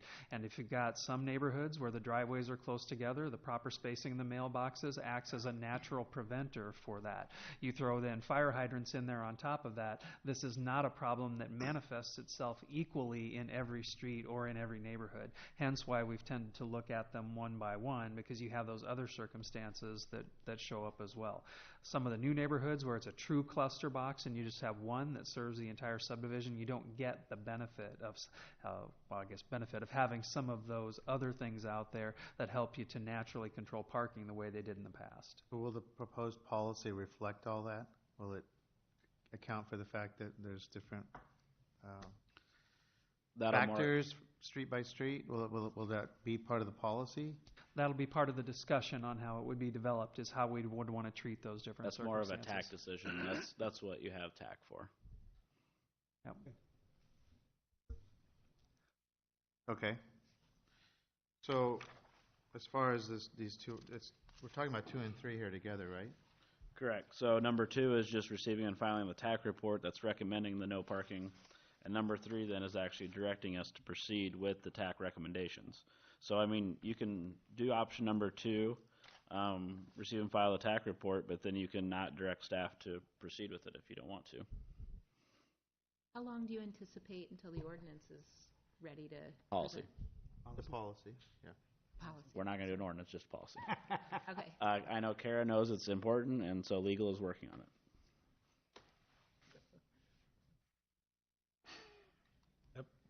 He's not here. Can I ask him a question? Yes. So this for Saddleback was brought by one citizen also, correct? Correct, and this is one that never did respond when I tried to reach out to that individual. Answers my question. It's no different than the other one. That's right. And they're probably the same, where Chief, you could probably go out to First Street and do the same thing and not get through. I was going to comment on First Street. Right now, today, we couldn't have went through there. Sure. I know on my street, just like you're saying, it's no parking on one side of the road, but there's spots where, from cars that have been parked and then the plows around them, that you can barely get one car through. Who knows, the fire truck may not even fit through, even with the no parking on one side. Well, I think that's a good point that Randy brought up, is that, these streets aren't designed for parking. Mm-hmm. I guess I hadn't thought of it that way. Mayor? There's no parking lanes on these streets. They're designed for transportation. That's a great point. Go ahead. And so to that point, we need to be careful, because if our policy reaches too far, this is going to be the new RV third rail, where people are going to pave their yards for their 4th car or their 3rd car because they have it. It's a first world problem.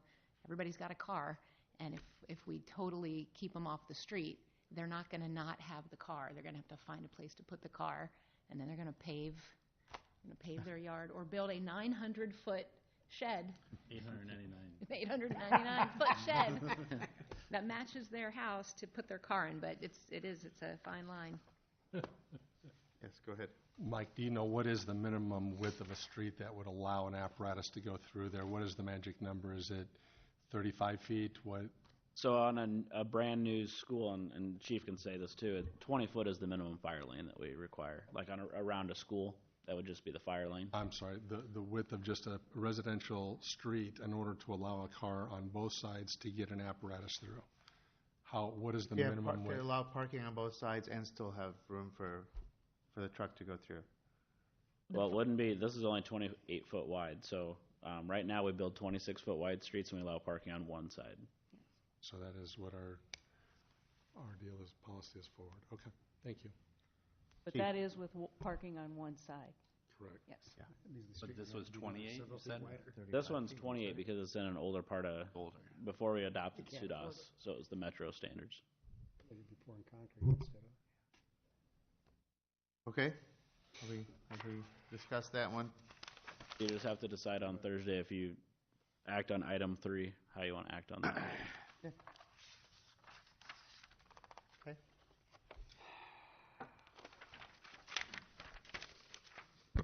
Under community development, Mr. Hockett is here today. On this item, I'm going to turn over the gavel to Mayor Pro Tem. The first item will be a public hearing on Thursday regarding the vacation of a right-of-way easement. This is actually not right-of-way, it's never been dedicated, but the county and I have argued back and forth about the easement that's there, and we're here at the public hearing, so clearly they won that argument. And we're just going to vacate the easement. The other side of the roadway has been vacated. Most of the road's been removed already by the developer. Only the west half remains for a trail. So this is just a little house cleaning that the county is requiring of us to vacate the easement, especially with the development. And it's just the blue area. We'll have to do this, unfortunately, again on the next phase, but we'll do it concurrently with the plat, so there won't have to be this extra meeting for us. Any questions? The only question I have is corner of Lucor and Indian Creek. What happens there? Anything?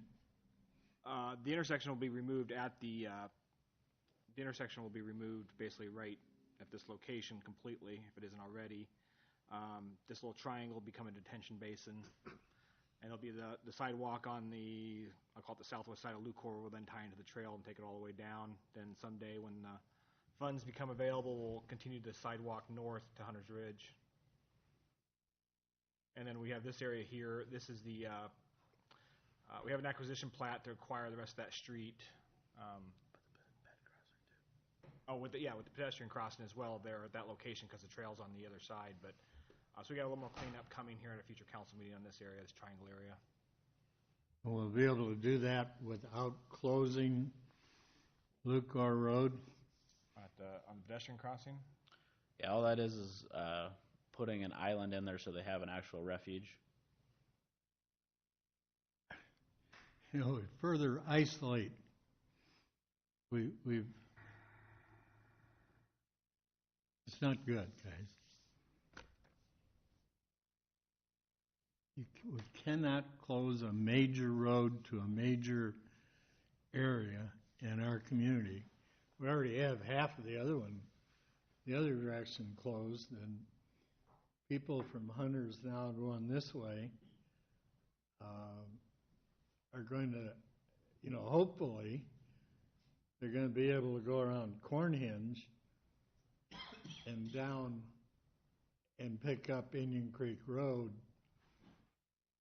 to the west down there. Mm-hmm. But if with Indian Creek closed, if we close it for any length of time at all, if we close it up at the other end, the only way you're going to get in and out of Hunter's Ridge is to go on an already closed roadway that's part of Tower Terrace Road, or go out to County Home Road. If fire or the police want in there, or the ambulance, we're going to have to go to County Home Road to get in there.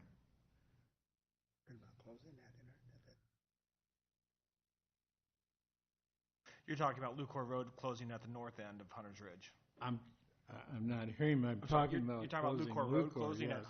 on the north end of Hunter's Ridge. Say it again. You're talking about Hunter's Ridge, or yes, Lucor Road closing at the north end of Hunter's Ridge. Yes. Yeah, that'll be with the Skogman development this spring, summer, I suppose.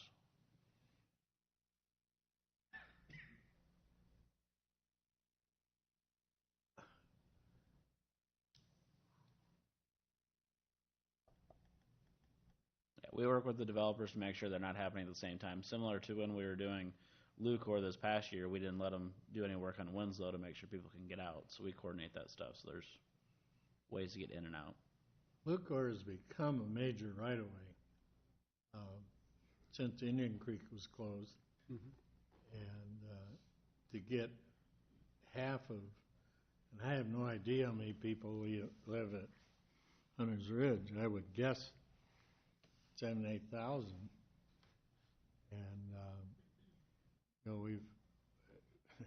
we're forcing them over to 10th right now, or to go on a closed portion of Tower Terrace, stoplight, stop signs, to get to Indian Creek, and to close another roadway. We have to keep part of that open. And I don't, I was told last year that during this construction season, which I realized wasn't easy, that Tower Terrace was going to be open at Indian Creek Road going to the west. I went, it's not anywhere near open, and I realized we had a bad year, but we need to keep half of that roadway open if we can, somehow, because it's going to be a nightmare for folks that live out there. Yeah, all we're doing on Lucor is adding a raised pedestrian island. That's all we're doing up there.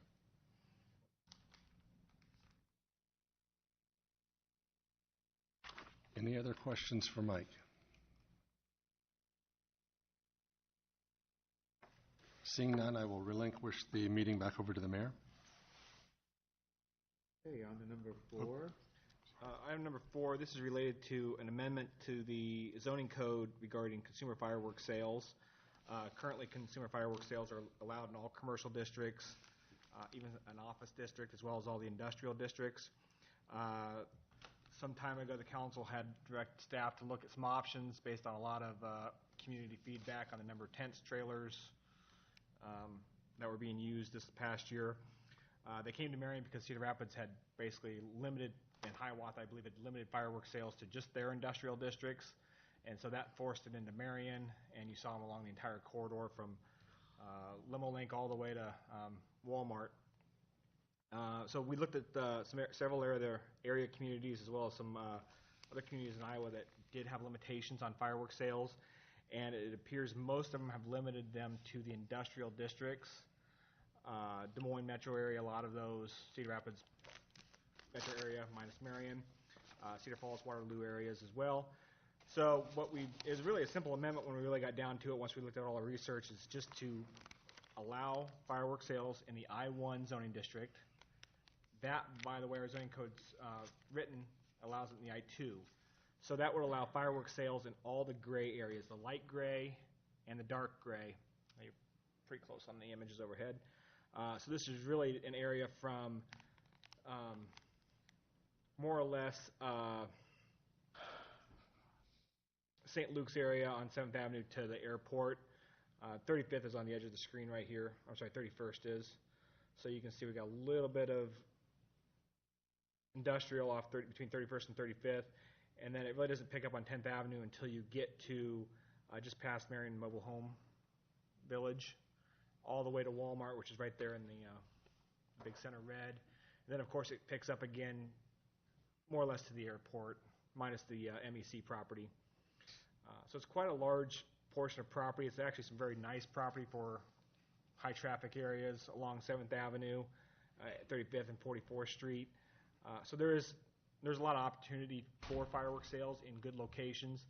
When you look at Cedar Rapids zoning map, their industrial districts are very large and very industrial, and they're off major thoroughfares that are very difficult to get off and do consumer retail shopping. So there's a lot of opportunity there. It's very simple. Like I said, it's a one-sentence amendment to the code. There will be some individuals here on Thursday. There's one letter in your packet from one of the larger individuals in the Midwest, as well as a local individual will be here as well. We did notify just the property owners that have hosted these in the past 2 years. Some of them didn't host it this year, but they did the prior year. So we notified everybody that we could. We didn't notify the actual vendor companies, though. They don't have they don't own property. So we do suspect some people will be here. And while this has got started at the State House, a few individuals at the State House, they've decided they want to strip the city's ability to zone for fireworks sales. I think that passed in the subcommittee. I don't think it's beyond into the actual full committee yet. It might be getting close. Not sure how that's going to shake out. So the state could say everything you just did doesn't meet state law now. So it may do a lot of work, but I think zoning has about 100 years plus of court decisions kind of think supporting local use of zoning. So we'll see how that shakes out if it does get to the full floor of the House. So the P&Z did recommend approval of this ordinance. Okay. Questions on that? Nope. Great. Number 7. The final item, I think the City Council had a few weeks ago, a month ago, had approved the agreement to sell the property. However, the state has kicked back that agreement, and they need an actual sale of the property or contract to sell. So this is just a public hearing regarding the sale of the former EIC property and the Lacey property down here on Fifth Avenue, and that will be for the income limited multifamily project by the Landover Corporation on that site. So if they can get that purchase agreement done and get the sale or not the actual sale executed, but agree to dispose of the property, then he can move forward with those tax credits he's seeking at the state. Okay, So a little more housekeeping. This is actually approving the sale. This would be approving this sale, yes. I thought we were, and maybe I misunderstood it. I thought that the state wanted the public hearing. They want the public hearing to have the purchase agreement fully executed. But will the purchase agreement, I guess, have conditions in it that, or? It likely will. Honestly, I've not seen it yet. Tom's out today, so I wasn't able to follow up with them on this question, but he'll be here on Thursday night, and he can, or I can even have him address the council with an email tomorrow when he's back in. Who's that? I'm sorry. Tom's out sick today, so. Oh. Okay. Dollar amount somewhere? I will have to get that for you as well. I mean, I assume that it would, because there's no development agreement negotiated, there's no.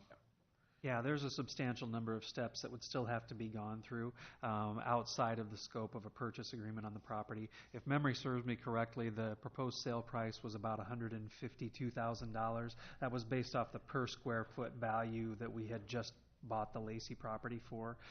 So we had a recent established value for it, and the purchase agreement at least. What's that? Was that based on an appraisal? The Lacey one was based off appraisal, yes. So that's a pretty good indicator of the value. Okay. Yeah, and then we had I believe there is a condition on it that they had to be awarded the tax credits for sure, but there'd be additional pieces that would have to come with any development agreement. So the city would have more authority in the development agreement than we would in a sale agreement. So the actual closing would not occur until the tax credits are awarded. No, okay, but I assume that, I mean, if they're looking for a signed purchase agreement, I assume that purchase agreement is going to have contingencies in there that an acceptable development agreement is comes to fruition and tax credits are awarded, all that stuff. Otherwise, we're not obligated to sell them the property. Mm-hmm. Right. Yeah. Okay. Other questions?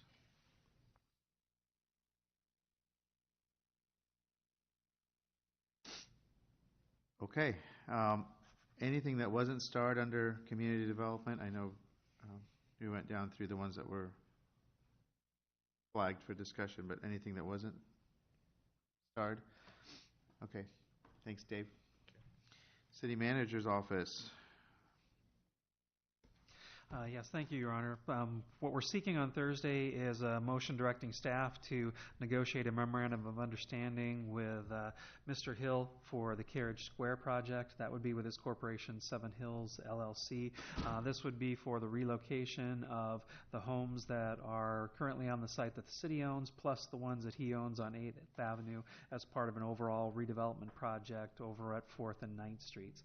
The Economic Development Committee reviewed the proposal and and felt that it had merit, that it was something that was going to create additional economic development opportunities, taking a property that right now the total assessed valuation on all sites is about $200,000 and more than doubling that, but then in turn opening up properties on 8th Avenue and in between 5th and 6th Avenues for future economic development activities.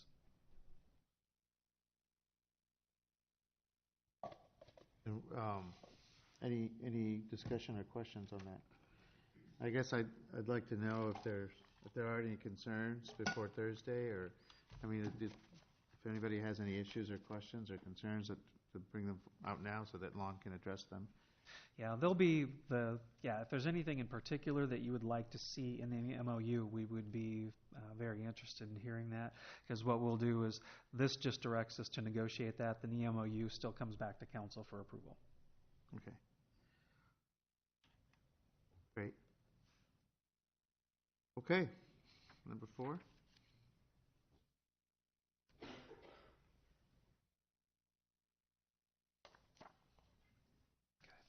Number 4 is the public hearing that was continued on the West Tower Terrace Road Urban Renewal Plan Amendment. As the council will recall, we did continue that public hearing at the last meeting. We did publish that again to ensure that the public had constructive notice that the hearing had been continued in the event that anybody wanted to make comment on that. We have held the required consultation session with the other taxing entities. We were notified by Lynn County that they did not have any concerns or questions about it, and the school district did send a representative but did not register any objections to the project. Questions? Comments?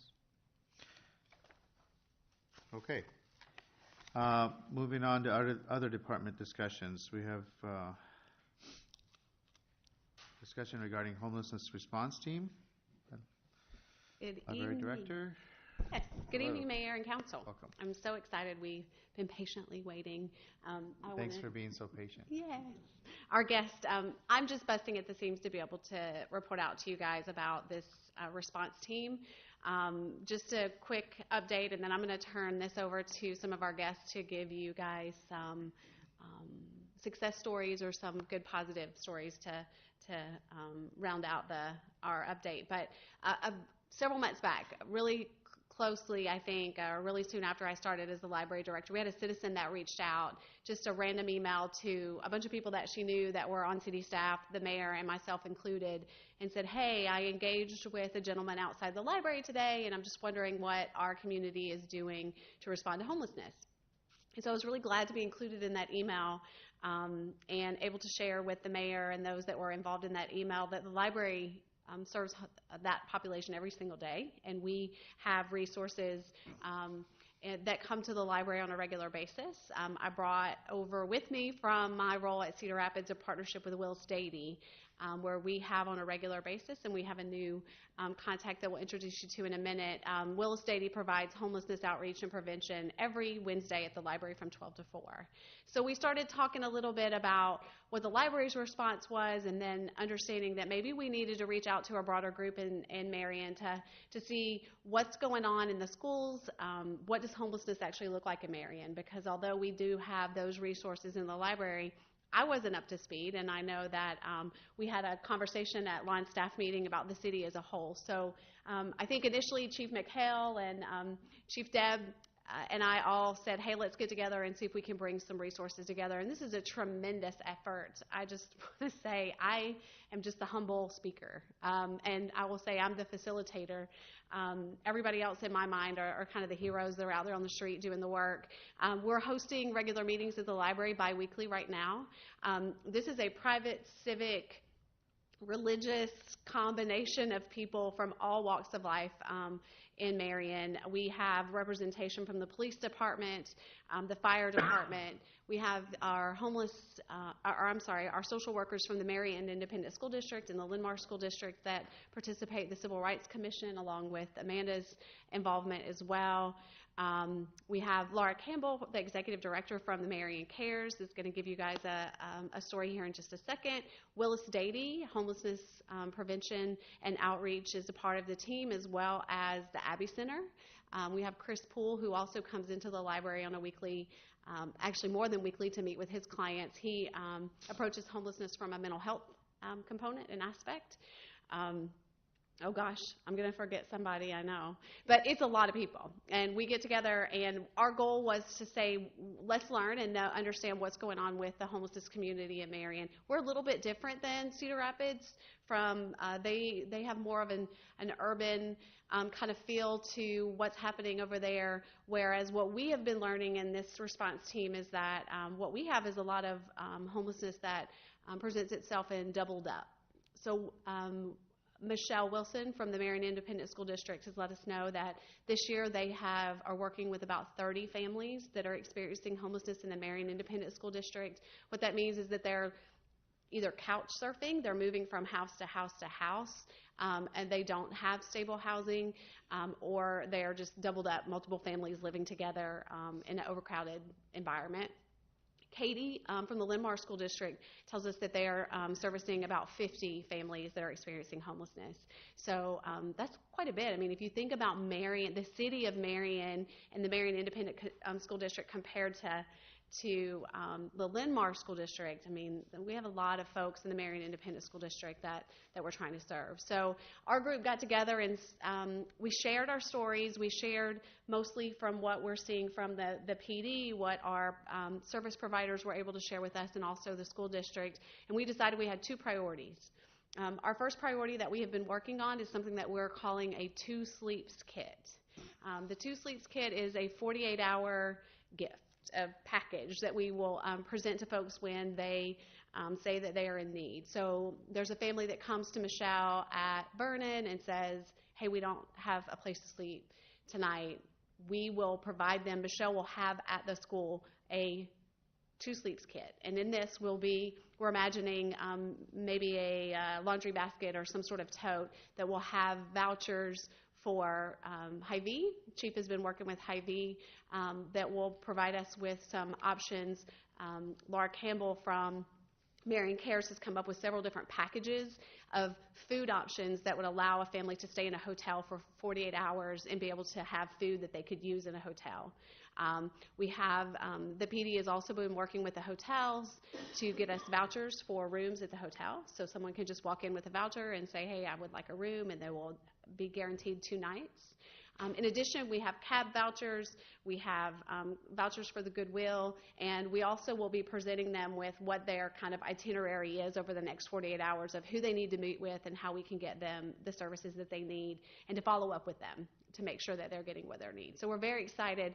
After we've brainstormed and put this whole kit together, Laura is running with that and can provide a little bit of an update on where we are with that too. The second aspect of this is to really think about what prevention looks like in Marion moving forward. As we know, as the population grows and we get closer to that 50,000 mark, it will be important for Marion to start considering what kind of health and human services do we need that are localized here to Marion, instead of moving folks to the services that are available in Cedar Rapids and the greater metro. So our idea is to kind of start some preliminary work that we can do here that can help grow Marion towards our own health and human services.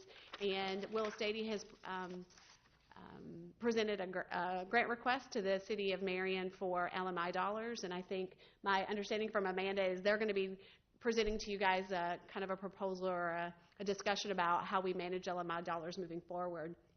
This team hopes that that grant request will be considered as a part of that process and hopefully be able to fund a full-time homelessness prevention caseworker in Marion moving forward. We hope to have things like pop-up shops where we bring resources to the library, so resources are not having to go to other communities. We're bringing the resources to them here. So that's a part of our prevention plan that's a little bit longer term. Right now we are focused on our 2 Sleeps Kit. So that's sort of a high level. The mayor is sponsoring our committee, and we're appreciative of the support that he is giving us as we go forward. That's just a lot of encouragement and endorsement of the work that we're doing, and we're very proud to be serving. But as I said, I am just the facilitator, providing the space, bringing everybody together, and starting the conversation. But we're very excited, and I am absolutely humbled in awe of the dedication of the folks in this community to take care of and serve everybody, no matter what their needs are, and it's really humbling. So I have two stories that we want to share, but before I turn it over to those folks, are there any questions that I can answer or thoughts? Questions? Somebody, Mr. Draper's phoning a friend. Okay, well, I'm going to turn it over to, first I'm going to ask, Laura's going to go first. Laura Campbell is going to present one of her success stories this week. We're going to kind of go backwards because her story starts from kind of where we are now and the fact that we've brought all these resources together, what we've been able to accomplish, and Emily is going to talk about some of the early victories that we've had with the PD. So thank you guys so much. Thank you so much. Welcome. Thank you. Good evening. So I just wanted to share just one of the stories that really just happened last Wednesday. So I received a call on Wednesday from a woman, and we're just going to call her Alex. She was in prison and was released, and she was pregnant at the time, and she entered directly into initially an inpatient and then an outpatient drug treatment program. She went into early delivery. She delivered her baby 2 months early, and her baby has Down syndrome and then some other health concerns. At the time that she was doing her drug treatment program, she was not able to work, and she had to forfeit her apartment. So then she was living full-time at the hospital with her newborn baby. I received a call on Wednesday that her baby was going to be discharged on Friday, and she said, "I have nowhere to go." One of the social workers at the hospital really recommended that she not go to the shelter because of some of the specific health issues that the baby had, predisposed to some diseases and then some breathing issues. And so she's like, I don't know what to do. I don't know where to go. So I talked to one of our partner churches right away and said, we're going to work with her, but we need to know that we've got a safety net that no matter what happens on Friday, she's got a place to go. So one of our partner churches said that they would sponsor a full week at a hotel to kind of buy us time. So I told her that, and I could just tell she was so relieved just hearing, okay, we've got that plan. And so then we kind of heard the clock ticking. We've got about 48 hours to figure out how to meet some of her different needs. So I contacted Helping Hands Clothing Closet, which is attached to our Churches of Marion food pantry. They helped us with diapers, so we picked up diapers. We talked to Bridgehaven. They were able to help her with some clothing items. And then I put out a private Facebook, we've got a private Facebook group that said we need a bed for a crib, a bassinet, pack and play, something. And within 24 hours, someone said, I've got one and it has a bassinet in it. So I went and picked that up. In the meantime, she was able to talk to her child's father, and he was able to find a landlord who would rent to them pretty quickly, but they needed to have half the first month's down payment and first month's rent by Friday at noon. Otherwise, he was going to wait another week and a half before they could even do anything, because he was going to speak to another family. So I spoke to the church that was going to sponsor the week at the hotel, and they said that's not a problem, so they decided they were able to cut a check directly to the landlord opposed to paying for this hotel room. I met her Friday at like 11:50 because I was still running around to get these resources. 11:50, I met in the lobby of the hospital.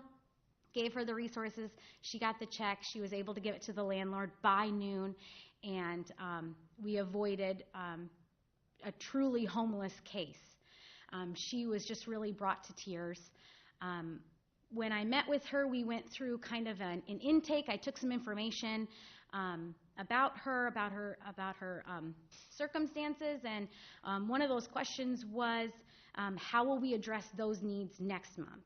Because we don't want to do another 48-hour run. So she was able to let me know that her baby's father was going to be getting a check from a new job and receive this disability payment, but he wasn't because of some red tape. He's been waiting for that.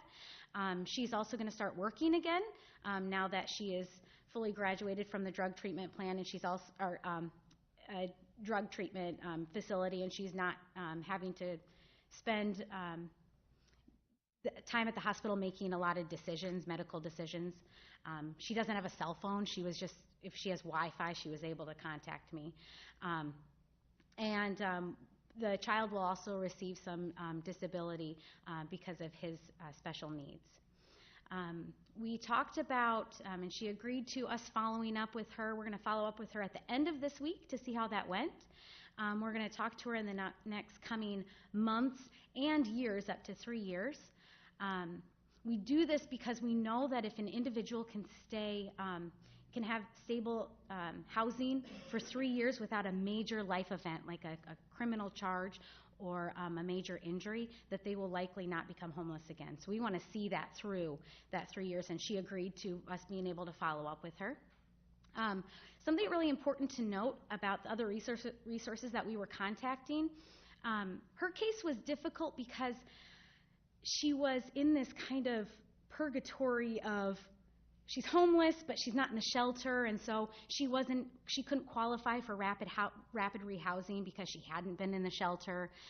She wasn't able to apply for financial assistance through Bridgehaven because she didn't originate as their client. So there was just some obstacles that made this case a little bit difficult. So we're gonna follow up with Alex and make sure that she and her baby are safe and healthy. And I thought that was a really big win that we kind of were able to achieve in a very small window of time. So I just want to share that with you. Thank you so much. Good. Any questions or comments for Laura? I don't know if you realized you were in our State of the City presentation. And so we did recognize the work you're doing and what Marion Cares means to the community and all your volunteers and you personally. I know that you put a lot of your own resources and time into serving a lot of families in our community. And I really that was part of the inspiration for that whole part of my presentation at the State of the City was, that it's really heartwarming to see people being compassionate and helping to make sure we have a lot of great projects going on and building things and hotels and lots of great facilities and amenities and quality of life things that we're talking about, and thinking about the people that can easily go unnoticed. It says a lot about a community and who we are, and that the fact that we're trying to make sure this is a good place to live for everybody, right, is very important. Thank you so much for the role that you're playing in this. And I know, Thank you. I know that Holly was kind to say that I'm the sponsor of this group, but I think they just, I showed so much interest in it because I had tried to look into these issues about a year ago with a committee, and when the call came about the individual sleeping on the bench at the library, I went out actually at midnight trying to find this person. But I thank them for allowing me to at least stay involved I've sat in on a couple meetings and just tried to offer my encouragement, and they're the experts and they're doing wonderful things, and I'm just We appreciate it. wonderful. It's just wonderful to watch this group come together and how much they've been able to accomplish. So, yeah. Yeah, so I am going to really briefly share. Would you introduce yourself to the council, sorry. please? Yep. Yeah. So, Emily Zimmon, I am the Employment and Outreach Programs Manager with Willis Stady Homeless Services. It's a really long title with a really long name. So I'm just going to very briefly share 2 success stories that we've had since this entire kind of group has started that both have to do with the PD. So the first one was almost immediately after the very first meeting we'd had. We just kind of sat down, talked about resources. I shared my information. It was Thanksgiving night, which normally I don't look at my work phone, and in fact, I'm not supposed to look at my work phone, but I did. And I had a message from a dispatcher that a police officer in Marion had come across an individual who was sleeping outside. The individual didn't know where to go. It was actually pretty cold Thanksgiving evening. I don't know if very many of you remember that, and they were just trying to figure it out. Shelter services sometimes does not answer their phone right away because they're on the phone with other people, which can make it difficult at times. So the dispatcher was reaching out saying, hey, we have this person, what can we do? I immediately got on the phone, called Willis Stady Homeless Services, who I work for, to see if we had a bed open at our men's shelter and to make sure this individual wasn't like banned from our shelter for violence in the past or anything. Made sure that the police officer knew that if he was intoxicated that we couldn't take him in because we are a dry shelter. He wasn't banned, he wasn't intoxicated, and we had an open bed. So the officer immediately transported this individual over to Willis Stady. It was about 9:30 at night, which is just right before our actual staff leaves for the evening. He got checked in, spent his 30 days in shelter, and actually as of February 1st signed a lease for an apartment through a different supportive housing program at Willis Stady. So it was just one of those huge successes to see someone who might not have known what to do had police not come across them, and a beautiful thing about your police department because they're building rapport with these people. It's not, what are you doing? We're going to charge you with trespassing, etc. They said, hey, how can we help you? What can we do?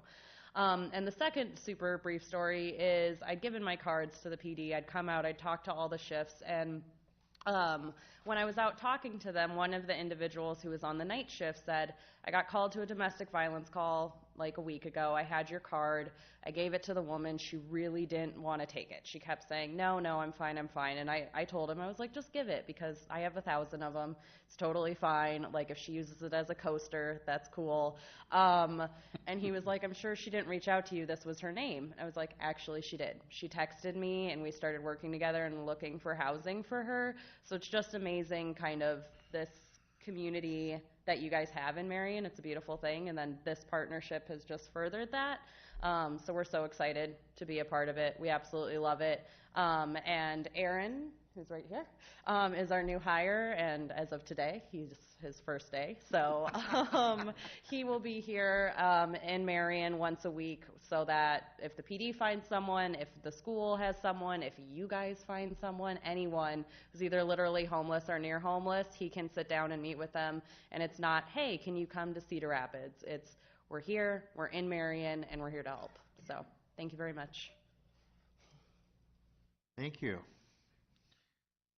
Appreciate you coming in and filling us in on the progress and what's been going on. It's really a very cool thing that's happening. So, any comments, questions before we move on? Yes, sir. I would just like to say thank you, and thank you for spending your first day with the Marion City Council. Obviously you want the gold star already, so that's incredible. What an inspiration to hear these stories. So many of these things kind of get lost, don't they?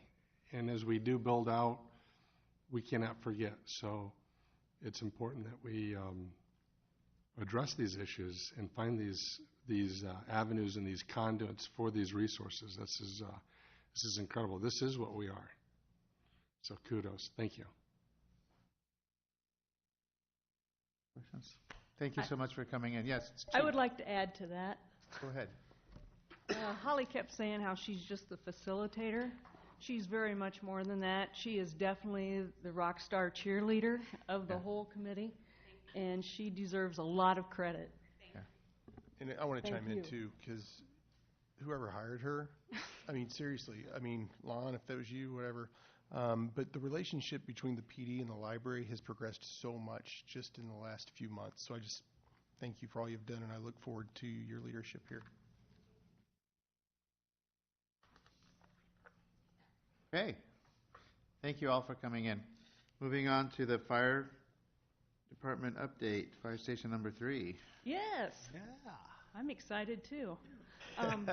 Actually, it's not an update on the fire station. I thought it might be a good idea if I share with you, we've been meeting with the engineers and the architects, and it's been exciting. And I thought it might be good if we share with you what we're basing this new station on. You know, how are we forming it? What kind of goals and things are we taking into account for this and things like that? So if you're designing a building that's going to last 75 to 100 years, which is our goal, that's a big responsibility. And so Winston Churchill, to me, said it best. We shape our buildings, and afterwards, our buildings shape us. And if you really think about that, that's the truth.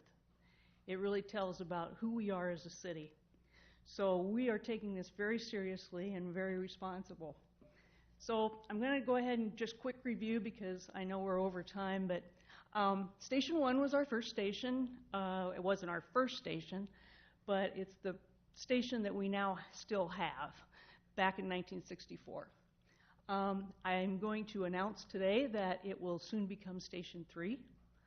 And the reason being is because across this country, most of the headquarters of fire stations are in the stations that either say Central Fire Station, Main Fire Station, Station number 1.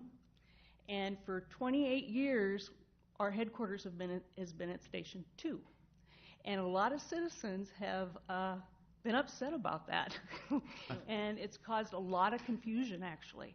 And it still causes confusion after 28 years, which I just cannot believe. So what we're going to do is we're going to go with the national standard, and the new station will actually be Station 1. So that's coming to be. Station 2, which was built in 1991, it will remain Station 2.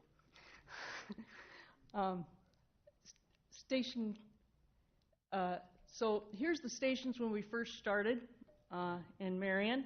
There you go, Paul. The small one on the left there. There is Paul. Yeah. Standing in front, giving a tour. He's right behind the horse on the pumper right there. Yeah, that's him. The one on the right, Chief. The thing is that fire stations have changed, and especially in the last 10 years. And I didn't want the council or the community to think that the station we're building is going to be like any other station, because it can't be anymore. And I'm going to show you why.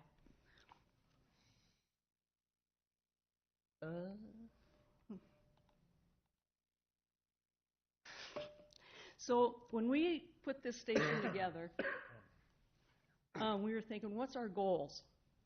Well, a lot of people say, well, especially the council, I'm sure, would say, be fiscally responsible. Well, yes, that's of course is a goal. It's not listed there, but actually it's not a goal.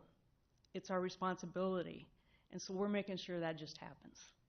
Okay, so that's a given. But the other goals that we have had to do with the location and the response time inside the station, as well as where the station's located. The efficiency and effectiveness of the station, cancer prevention, I'll get into that, physical and mental well-being, and to set an example for our city's developmental goals. I wish Tom was here tonight, I can tell you that, because he's going to love that. So goal number 1 is response time. This is presently how our districts are set up. You'll notice District 1 for Station 1 is a lot smaller, but it's more densely populated. And then District 2. And as you know, we do cover 74 square miles out in the township too, so those are big districts. So that's what we're covering right now.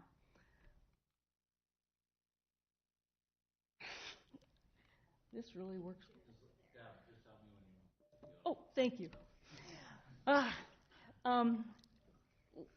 Luckily for Marion, we got Amal, the assistant to the city manager.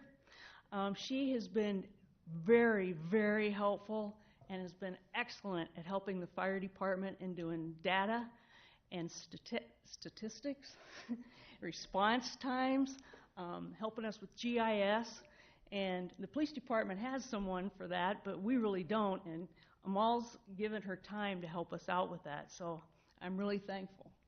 But a year ago, she made some maps for us that show our 4-minute response time. That's the national goal for emergency services, 4 minutes. And with this one, with just the 2 stations, it shows where our 4-minute response time is. The areas in the blue are outside that 4 minutes. So there were over 800 homes outside those 4 minutes with the 2 stations. So with the putting in station 3 and 4, you'll see we've got the city pretty much covered. There'll only be 13 homes way down in the left lower corner off of 30th Street Drive. Those are the ones we can't really hit at a good time. But when Cedar Rapids gets a new fire chief, we'll be working with them to do automatic aid to that area so that those people will be covered.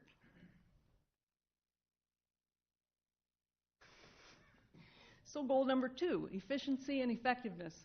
A lot of people think, well, that has to do with how you put the building together. Well, it has to do, too, with how fast the firefighters can respond. All the work area in one area, so they're there, where their fitness area is, where their rooms are, all of that plays a part. And we want to make it the most efficient and effective possible. But I want you to keep in mind that efficient doesn't mean it's not about decreasing the square footage.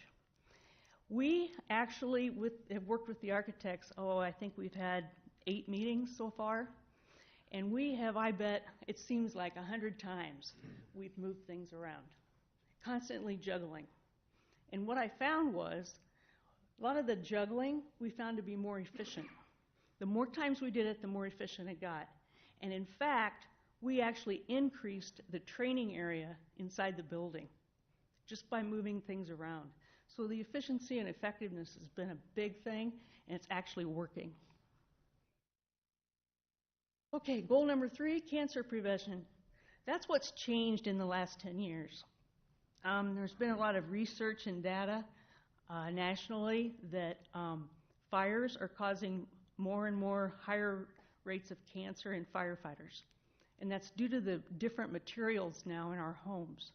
Homes are made of synthetic. A lot of our furniture, the house, plastics, synthetics, all of those cause a soot that gets on our gear, gets on our skin, and it actually gets into the pores, and it's been found that it causes cancer. Some different kinds of cancer in firefighters is 10 times higher than the public. So a lot of studies have been done. So now, the new building of stations, they're trying to implement ways to mitigate that risk. And so when you see the new station, you'll actually see where we had to put a decon area in the station. And hopefully, in the future years, we can get those in Station 1 and 2 when we do the remodel. So that played a very big part in how we designed this station. Goal number 4, physical and mental well-being.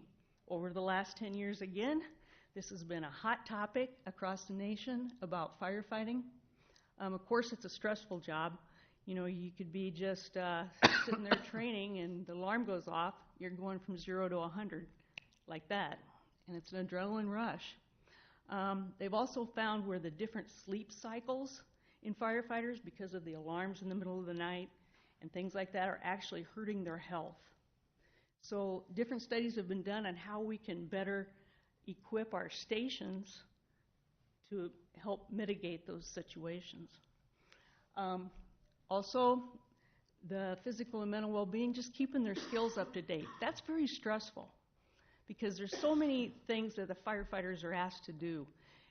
Any emergency you see on TV, on tornadoes, no matter what it is, somebody trapped in a well, who do they call? They call the fire department.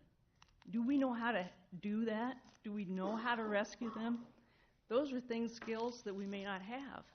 So it's very stressful for us to keep up to date. So having that jack of all trades, that's pretty good. But the biggest stress is seeing people on their worst day. And PD, they can account for that too.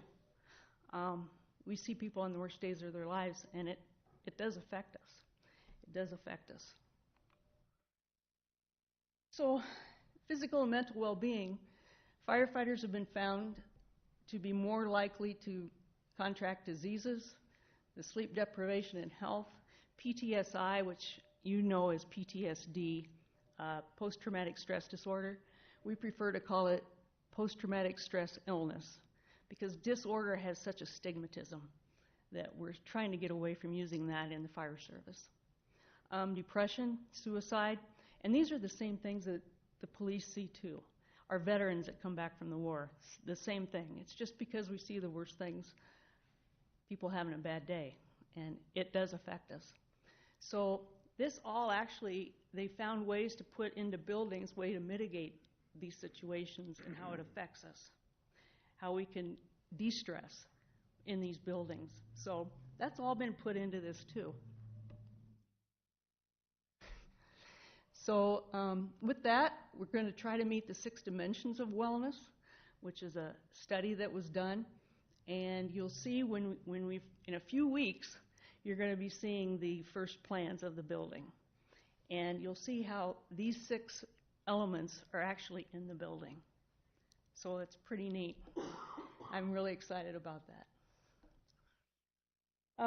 Goal number 5 was the city's developmental goals. That's why I sure wish Tom Trahorn was here.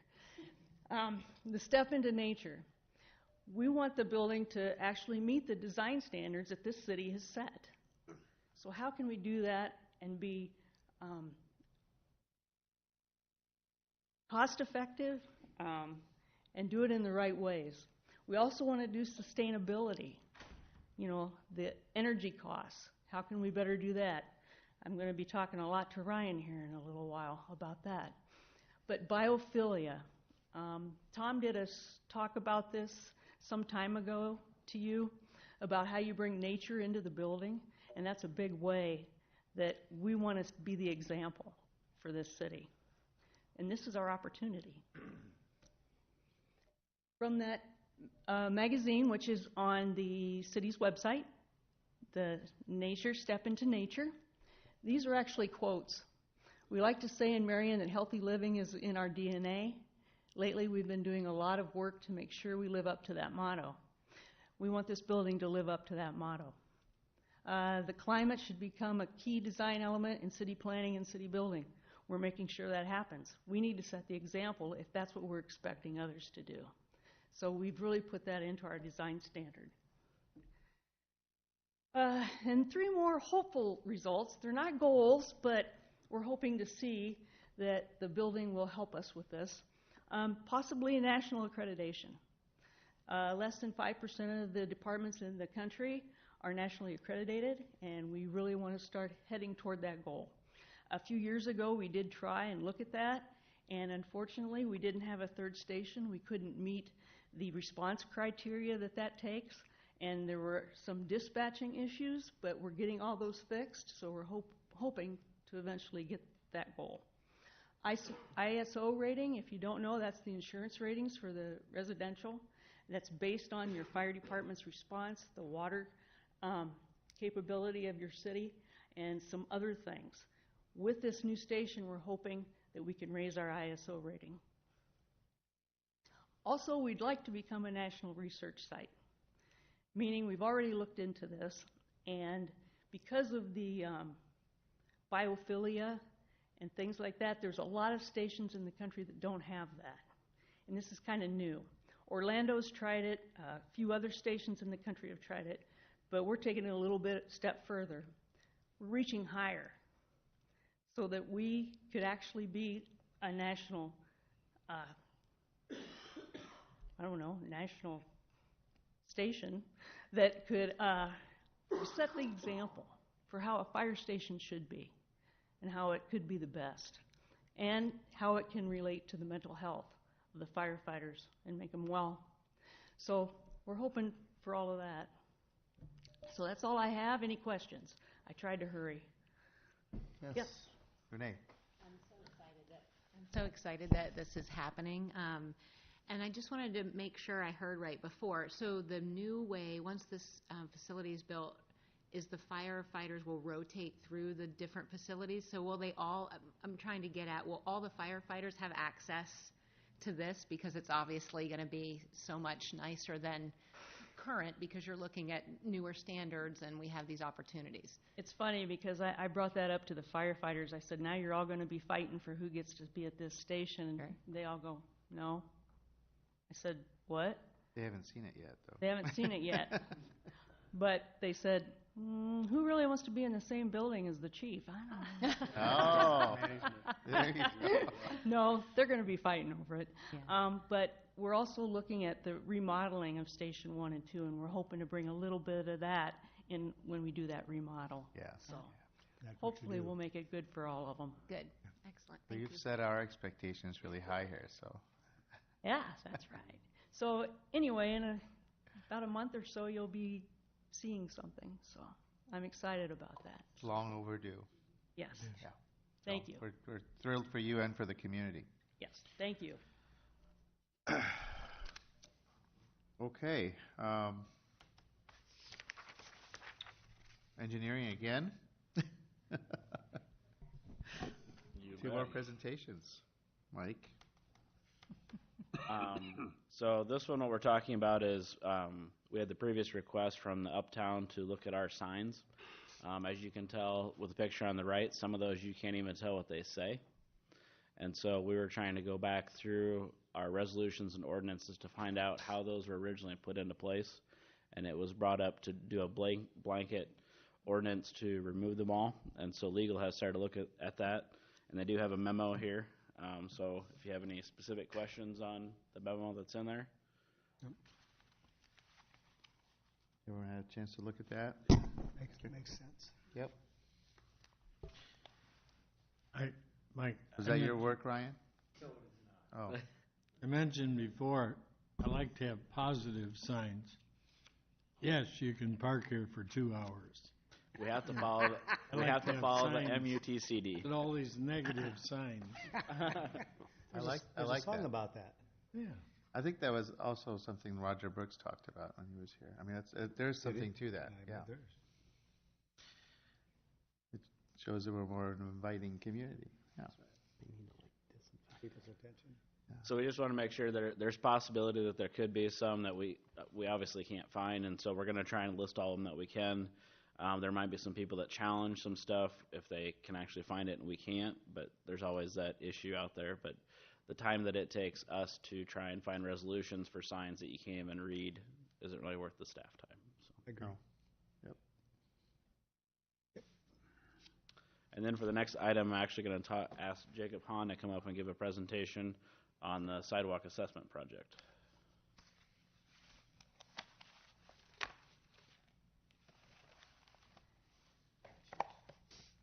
Good evening, Mayor and City Council. Jacob Hahn, Assistant City Engineer. I think I've met a Welcome. few of you. I'm here tonight to talk about the 2019 Sidewalk Assessment Project. The Sidewalk Advisory Committee met about a month ago to discuss this project. Just to give you a little bit quick background about the committee itself. The committee selects properties that do not currently have a sidewalk, and then from that list of properties, prioritizes them according to the 3 criteria listed: heavy pedestrian traffic, areas with gaps, and sidewalks near schools. For the remaining budget in FY19, we have roughly $58,000, $59,000. This assessment project is not funded in FY20, so this is kind of what we have left to use up. Just to give you a little bit more background, in previous years, the budget was around $100,000 annually. So because of that, the committee decided to focus on areas with smaller gaps, mainly 1 to 3 lot gaps, instead of larger projects that may go blocks. So here's a list of selections, and I'll go through each one by one here. If you have any questions, feel free to stop me as I hit each property or location. So just to let you know, what we're trying to do here is just make sure that you guys are good with these locations, because our next steps then are going to start to notify the property owners. So if there's ones that you say that these are not important, we don't want you to do those, we'd rather hear that now before the citizens are here. Okay, so this is 25th Avenue on the south side from 1565 25th Avenue to Indian Creek Road. As you can see on the map there, it is basically a 1 lot gap there. This was at an actual citizen request by a neighbor in the area. Basically, a sidewalk as you travel along 25th Avenue west towards Indian Creek, there's a gap there, and there's no safe crossing north along Indian Creek to get to Indian Creek Elementary. So basically, they have to use the two driveways there that, one, it's not a safe crossing, and two, it's not an accessible crossing either. So this fills two of the criterias with gaps in sidewalks and sidewalks near schools, and plus it was a citizen request. The next location is South 12th Street on the east side from E Avenue to F Avenue.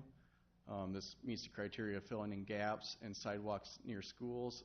A previous project extended the sidewalk south of F Avenue. I can't remember exactly to where, Mike, but It was from F to Grand. F to Grand, all the way down to Grand.